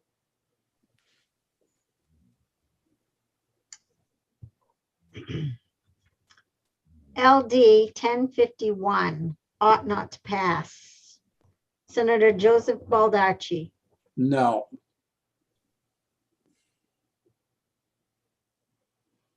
So no, you want it to pass. Yes. Okay, gotcha. I just want to make sure. That's what I. Sorry. Yeah, that's all right. It's better to ask. Senator Kimberly Rosen. Yes. Senator Kimberly Rosen, yes. Senator Ned Claxton, absent. Representative Ann Matlack. No. Representative Ann Matlack, no. Representative William Toole. Yes. Representative William Toole, yes. Representative Mark Bryant. No. Representative Mark Bryant, no. Representative Francis Head. No, no, yes. Yes. It's You want it, you confusing want when it not to no, pass? Gotcha. I don't want it to pass. Okay, Representative Francis Head. Yes. Representative Sean Paulus. Absent. Representative Randall Greenwood. Absent. Representative Donna Dorr. No. Representative Donna Dorr, no. Excuse me. Representative Walter Reisman. Yes. Representative Walter Reisman, yes. Representative Kathy Downs. Yes. Representative Kathy Downs, yes. Representative Lynn Copeland. No. Representative Lynn Copeland, no. 5 yes. 5 no. 3 absent. Okay. So Lynn, where does that leave us procedurally? It fails because it tied? Fail because of a tie? Yes. Okay. But you still have till noon on Friday for the other votes to come in. But yes, it's failed as of right this moment. Okay, Representative Bryant? And thank you, Mr. Chair and Lynn. And can we not, as a group that's here now, state that our ought to pass would be with the caveat that Senator Baldacci is saying, because I think that's reasonable. That's the only way I would vote for it, is if the language was left at discretionary to each town's municipal authorities.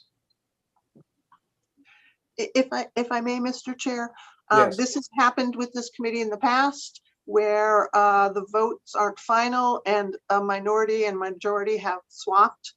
So if the people who voted against ought not to pass have a amendment that they all agree to, that will be drafted as a report, and depending on the final vote, it could be the minority or majority report.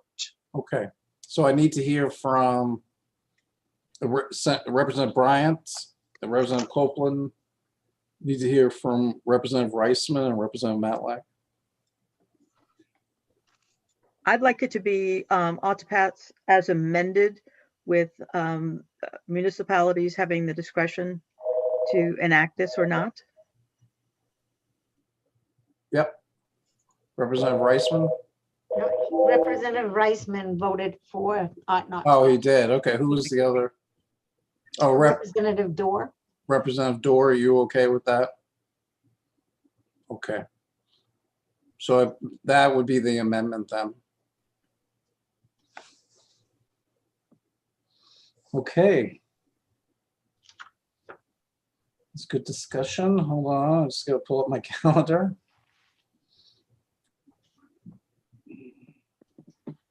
Then what is the next LD that we're? 1088. 1088.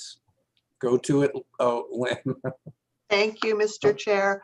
So LD 1088 is an act to allow non-residents who own property to speak at town meeting on local issues.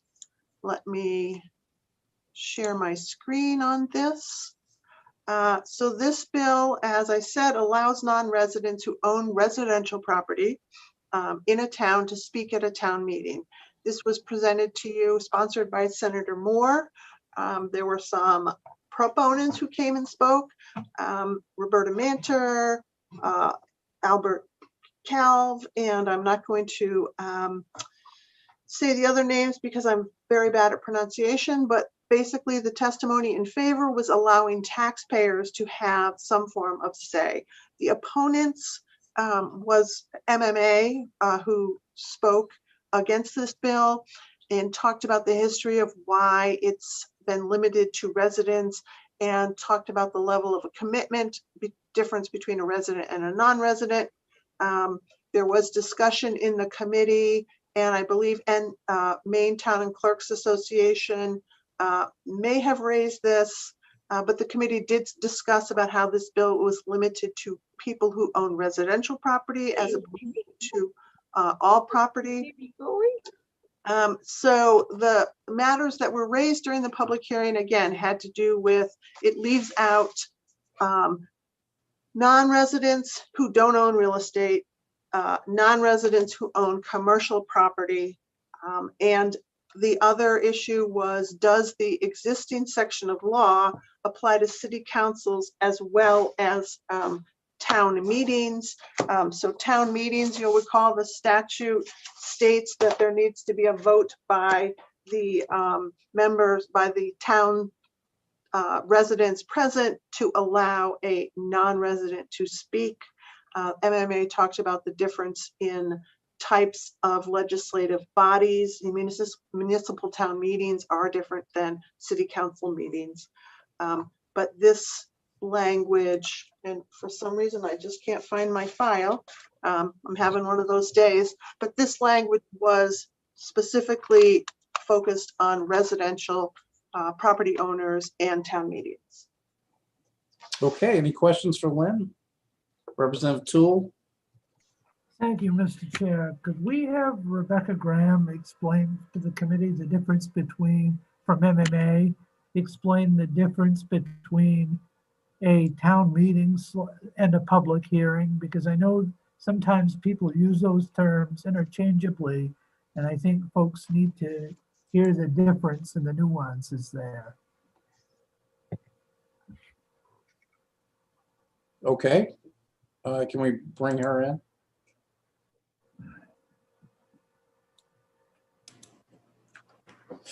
I'm here.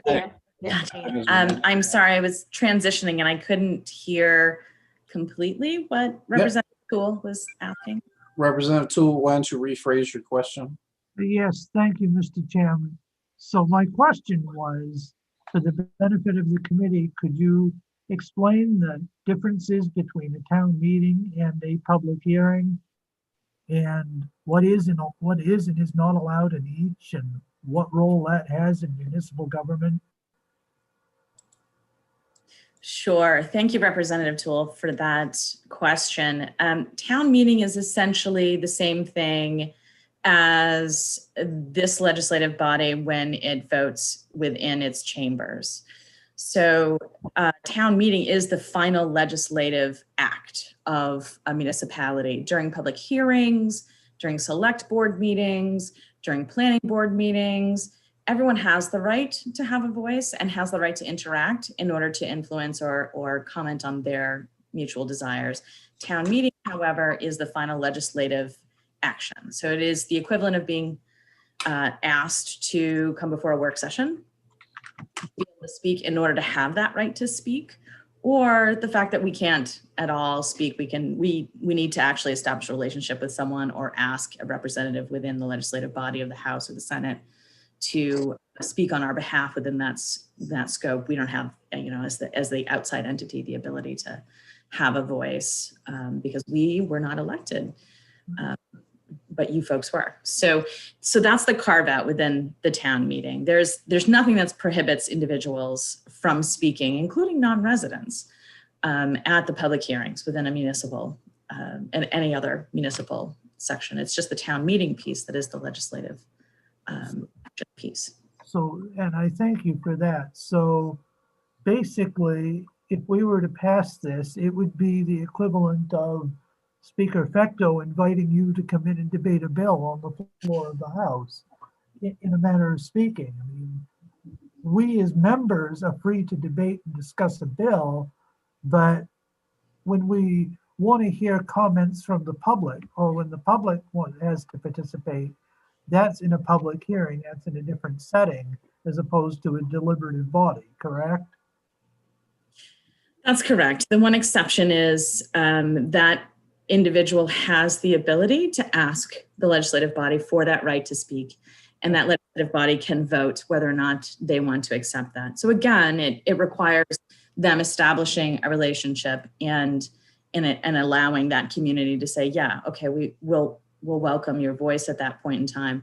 And I think that it was Representative Greenwood, who had been a town meeting moderator, who advised that he had that come up several times on town meetings, that he had moderated and had never had it declined. And I think generally in practice, that is the way it operates. If you ask, generally the legislative body of the town does allow that individual to speak, and they do have that voice.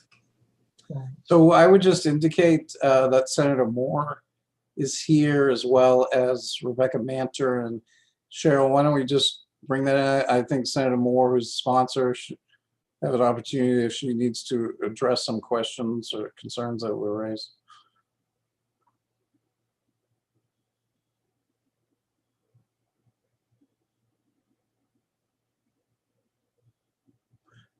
Senator Moore, good afternoon. Thank you for joining us. Yes, thank you, Senator Baldacci. Did you want to address any of the concerns or issues that were raised, or make any additional, provide us with any additional information? And I will apologize because I was actually in the work session for HHS. Yeah, no, I know. So I didn't hear all of the comments. On most occasions, yeah. Sure. Are there questions? So I did not hear some of the concerns. I do. Right, right. So are there questions or comments for Senator Moore or Roberta Manta or Rebecca Graham? I think one of the issues that came up, Senator, was about the distinction between public hearing and town meeting. So about who's allowed to speak and who's not allowed to speak. My understanding, is it correct that people? Well, and I think in the. No, go ahead. I'm sorry, you go ahead. No, you go. You go ahead. Okay. What my understanding is, and this is what I was hearing from the folks that I was talking with, not only my constituents, but also their friends and neighbors, was the fact that, yes, it is in statute that attending, and these were town meetings. So these were their annual meetings where they would address the budget, the school budget, the town budget, and possibly electing the different selectmen or the assessors and so forth. And they oftentimes felt like they were not allowed to speak. They would raise their hand. They would not even be acknowledged. They wouldn't take the 2/3 vote. And this was in a handful of towns in Washington County that I started gathering that. And then in some cases, in other towns, for example, in Alexander, as the moderator, he said he never hesitated. He always allowed them to speak, and he would raise their hands. So it's not consistent across the board. And so that's why I went ahead and put the bill in, after removing what I originally was going to ask for, and then I put that bill in anyway to just allow property owners the ability to ask questions at a town meeting. Yeah. So thank you very much, Senator. Representative Matlack. Thank you, Mr. Chair. The current concern I would have is not necessarily, well, the speaking, because people are allowed to speak, and I've been attending town meetings for 45 years now, and I've never had that problem come up in any of the meetings I've attended as a resident. Some when I was a non-resident, just attending the meetings. But the one thing I notice is that some town meetings you elect from the floor. So my concern would be whether you would be able to discern whether people were residents or non-residents unless you already asked them in advance whether or not they were residents, and whether they could vote from the floor. Senator Moore. And I do not have the experience that you do, Matt, like I've attended. When they walk in the door, the very first thing that is done is they confirm residency, and they each get, the ones I've attended, they all got a little colored card that indicated that they were a resident, because then when they were voting, that would be what they would raise up to indicate that they were a resident. If they're a non-resident, then at this point in time, they do not get a card, and then they go and sit on another side of the room. So I think that would be the distinction, that they would not misunderstand someone if they're voting by raising a card. Having been in the city council type environment, I'm not as familiar with how to run a town meeting, but that's the ones I've observed. Okay, Representative Toole. Thank you. Thank you, Mr. Chairman. And I've been to a lot of town meetings in my time, and It is, there is a definite distinction between the public hearing where where anybody can ask questions, whether they own property, regardless, they can ask questions about the matters that are going to be ultimately voted on. And then the actual town meeting proper, which is a debate between those who are residents who actually get to vote on whatever is going to happen, whether it be funding, whether it be money or an ordinance. And I say that because, we've got bills in the legislature prohibiting foreign influence of state elections and whatnot. And we're going down that road, and yet here we are now essentially allowing others, not necessarily foreign, but other folks to come in and influence local elections. Well, do you have a motion, Representative Toole, or Well, if I dare make a motion the way things have been going today, but yes, I would move on not to pass. okay, is there a second to that motion? I second it. Okay. It's been moved and seconded. Any further discussion? Cheryl, you want to call the roll? Sure.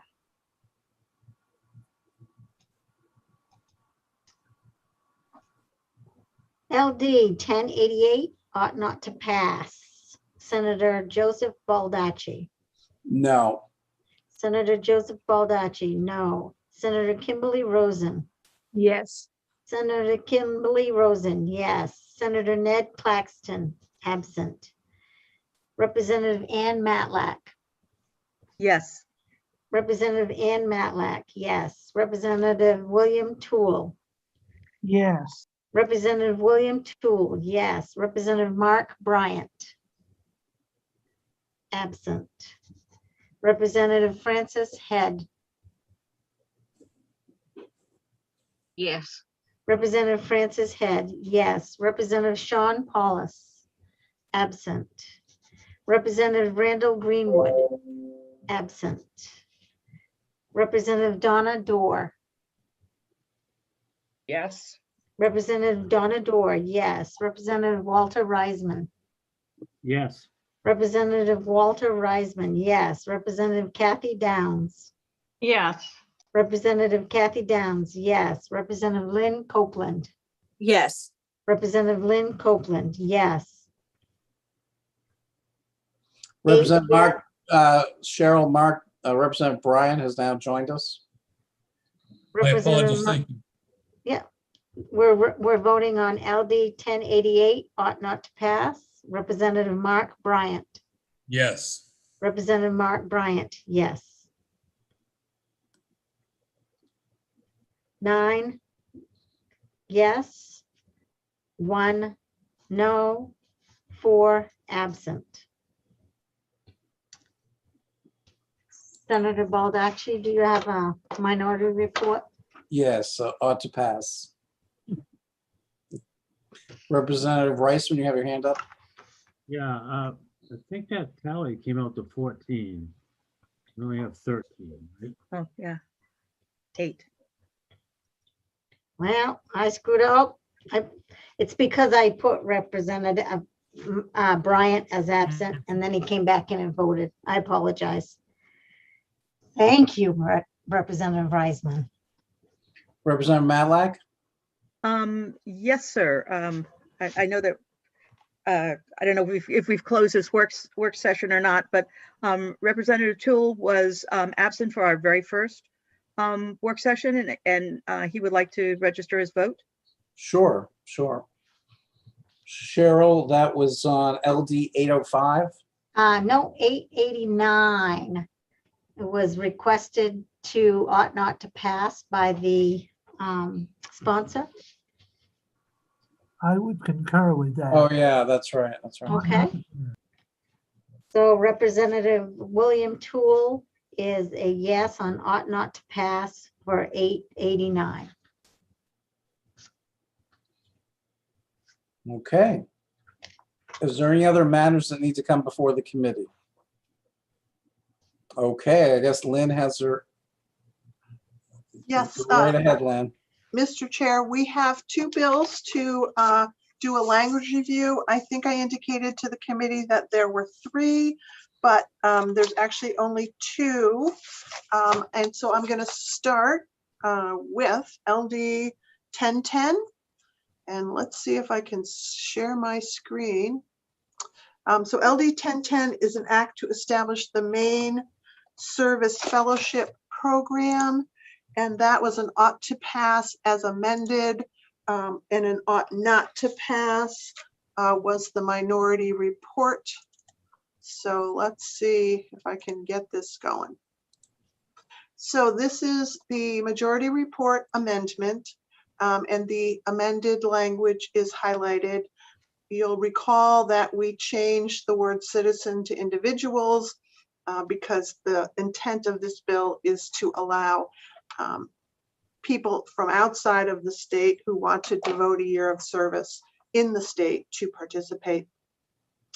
There was another amendment in the criminal background check section to indicate that if federal funds used for this program required different criminal background checks, that the program would follow the federal funding requirements. F was probably the most discussed of the amendments, and that says that this will focus on rural communities as defined by the United States Department of Agriculture's rural-urban continuum codes, except for Penobscot County. And the amendment says the commission shall use criteria other than the codes, because as you'll recall, the codes, the rural urban codes for Penobscot County really did not indicate appropriately what was rural. This amendment in front of you was requested by the university system as the bonus or the benefit in subsection 1 is already available, so you don't need it in statute. And the last amendment was the requirement of an advisory committee that would be established to guide the launch of the program. It includes representatives of town managers, regional planning organizations, rural government leaders, not-for-profit organizations, and the MMA. It sets out what the advisory committee shall do, and that it will be specifically focused on recovery initiatives related to the COVID-19 pandemic. And so those, I believe, are the only amendments that the committee voted. Okay, are there any questions or comments about that language review? Does anybody have any objections to anything that was just discussed? Okay, you don't need a formal motion, you just need kind of a thumbs up or? That's correct. Unless someone says that's not right, Lynn, then it's good. Okay, so the next language review I'm going to do is for 1017. And one of the amendments, minority reports, was Representative Greenwood. He is not here. Am I doing this one right? No. Did you say that you weren't doing 1017? All right, I'm not doing 1017. Okay. Yeah, I told you earlier I was having a day. Okay. 434, I'm sorry. The minority report for 434 was Representative Greenwood. He is not here, but I'm going to share it with the committee. He has seen this. Am I not sharing it with the committee, am I? He has not, he has seen this and he has approved it. So you will recall that his minority report kept the amount to 1/10 of 1 mil, but required the 2/3 of the elected members of the board and the 2/3 of the finance committee to vote in favor, and that it be limited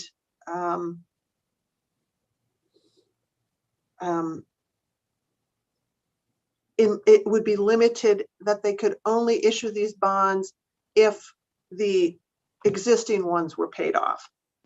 So that is the minority report that Representative Greenwood was the sole voter on.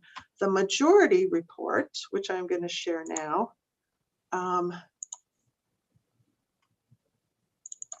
stated that, and this is again redlined. So the majority report, you'll recall, limited the bonding authority to critical capital maintenance projects. And those are defined in this section to mean a project, let's see, a project necessary to maintain or restore the physical integrity of a building in order to ensure the safety of the public or the continued operation of county government. So that was a major amendment.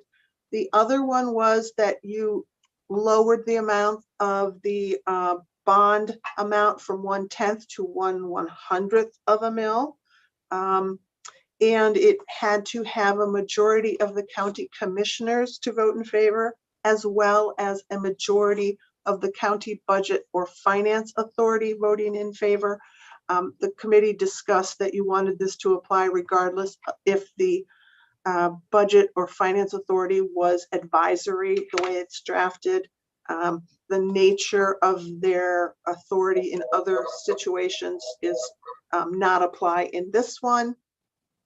And the majority report adds that nothing in this section prevents the county from issuing larger bonds if they go through the county referendum process, which exists regardless of whether this statute passes or not. So that's the majority report. And I'm going to stop sharing my screen. I see Representative Toole has his hand up. Yeah, Representative Toole. Thank you, Mr. Chairman. So earlier today, Representative Reisman requested reconsideration on a bill as he wanted to change his vote. I think before we can really discuss this much further, I would ask that somebody in the majority do the same, as I would like to entertain a discussion about changing votes. And I think someone would like to do that. So we could do that officially. I think we need to do reconsideration. Do Representative Bryant? Thank you, Mr. Chair. I move the reconsideration. Is there a second? I second. So moved and seconded. All those in favor of reconsideration, just raise your hand. Okay, it's approved. Now we're reconsidering. Welcome, Representative Greenwood. Representative Toole, did you have a motion? I don't have a motion quite yet, but I did want to say that I've spoken with Representative Matlack after the vote on this last time, and Rebecca Graham of Maine Municipal, and would like to see if the committee would be willing to add in a one-time referendum. So if the county decides they want to go this route, the first time they do this, they have a one-time referendum of the people in the county. And Just to be clear, Representative Toole, so what, and correct me if I'm wrong, but what you're saying is that the presentation that Lynn made today, you're in agreement with, except you want added to that language a requirement that there be an initial approval of that process by the voters of that county. Is that correct? Yes. Okay, I just want to make sure we kind of summarize where we're headed. Representative Dorr? I just want to know, because I'm old and I'm tired right now, and plus I'm doing that stupid chemo drug. What LD are we talking about? That would be helpful. Thank you. Lynn? This is LD 434, which had to do with county bonding, municipal bonding for capital construction projects. Okay. And if I may, I just want to let Representative Greenwood know that I actually presented his minority report before he was on screen. So it has been shared. Okay. Thank you, Mr. Chair. I apologize. I had to be into another committee. So as long as my report was shared, I stand by that one. Sure. And if you, after we get done with this discussion, if you want to cast your votes on the other items that we voted on, that would be great. So let's just finish this discussion though first. Representative Toole, you don't have a motion. Is that what you're I'm saying? happy to provide it, but I didn't know if the committee wanted to discuss it before I threw it out there. But yes, I would make ought to pass as amended with that. Okay, is there a second to that motion? I second it. Okay, it's been seconded. Is there any further discussion on that motion? Okay, seeing none. So what we're doing, Representative Greenwood, just so you know, is that we've reconsidered the vote on the majority report.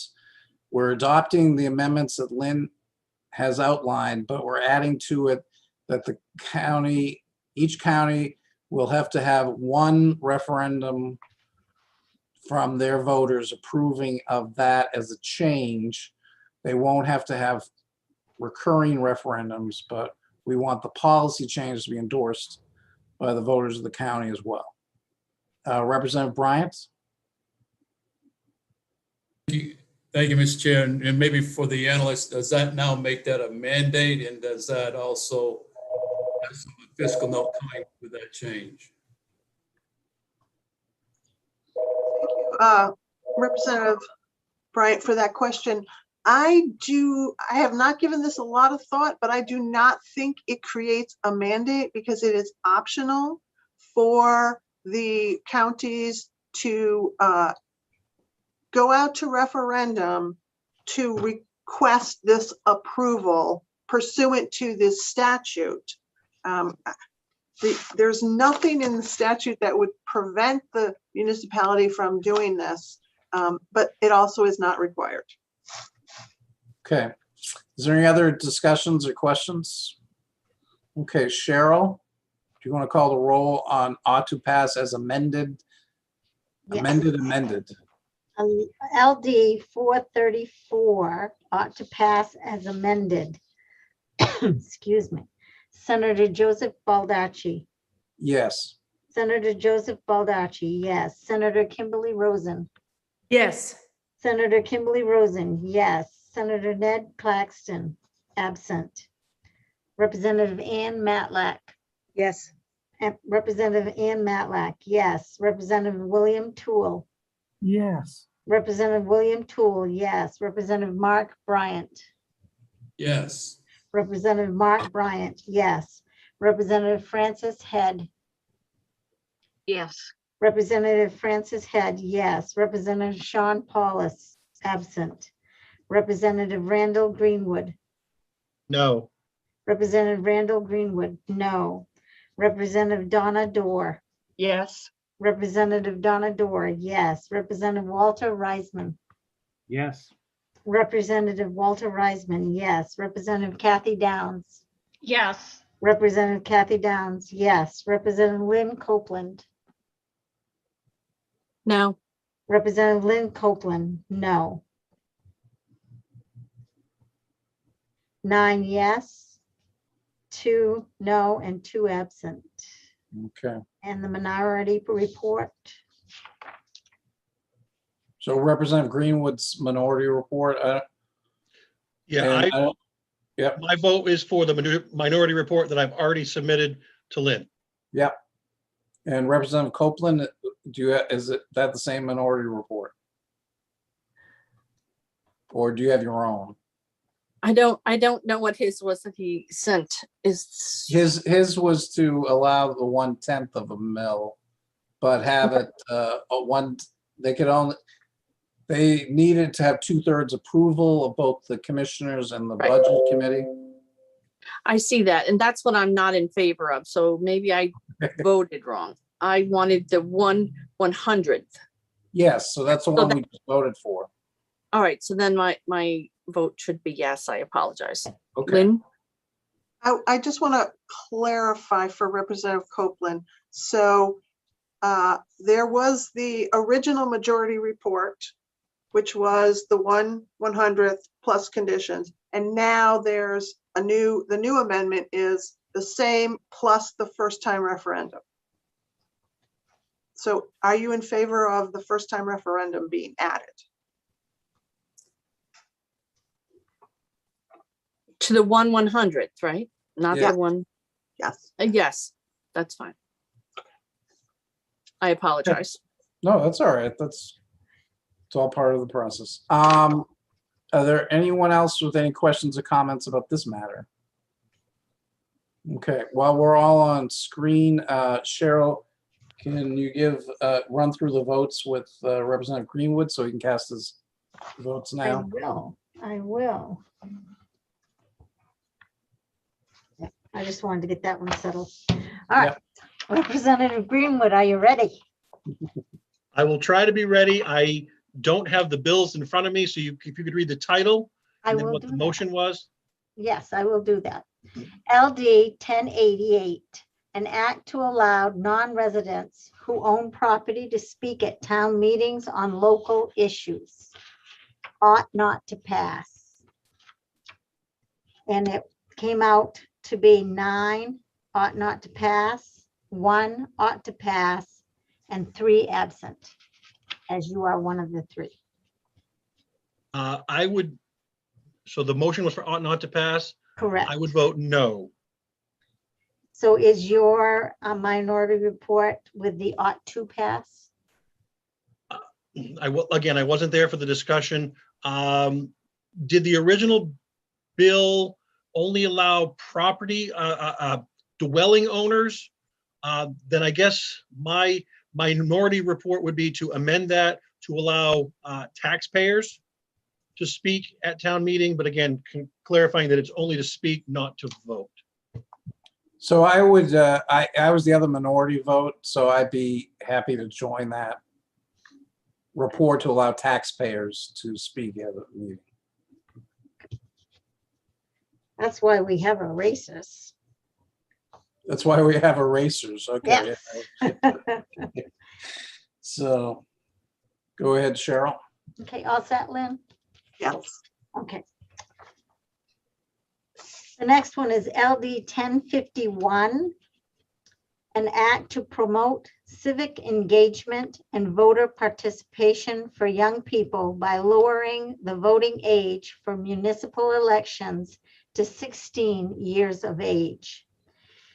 The motion was ought not to pass, and there were 5 for that. Ought to pass as amended, there were 5 for that. And I don't know.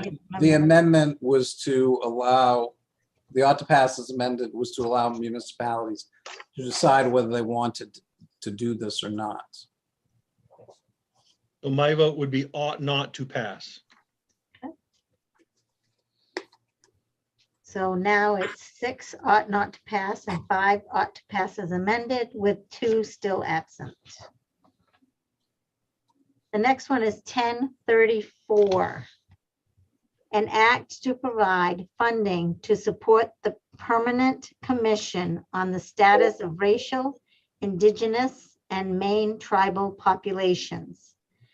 That came to ought to pass as amended, and that was unanimous with 3 absent. What is the amendment?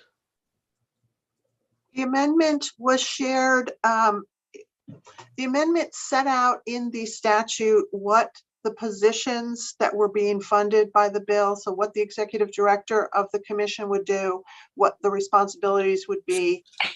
Those were the primary amendments that the sponsor had provided to the committee at the public hearing. Okay. My vote would be no, and my minority report would be ought not to pass. Okay. Just to be fair, it also was an increased amount of money that was requested, so.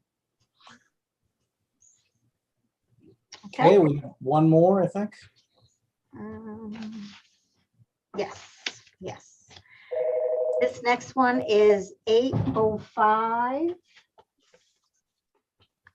And 805 was an act to allow municipalities to prohibit firearms at voting places. And this one was ought not to pass, was the major vote. I would vote yes. Ought Yes, not to on that. pass. Okay. So that came out as 7 ought not to pass, 5 ought to pass as amended, and 1 still to vote. Okay. Does that cover all the votes for today? That covers everything. Good I'm glad I job. was able to jump back on and just in time. Yeah. And Lynn, do you have anything else you want to share with us? Are we good for now? Just to remind everyone that public hearings on Friday start at 9. Okay, and anything else anybody else wants to say? Okay, other than motion to adjourn? And somebody second? Second. Talk to everyone later. Thank you very much for your hard work today. We That got a was lot done. the solution of the day.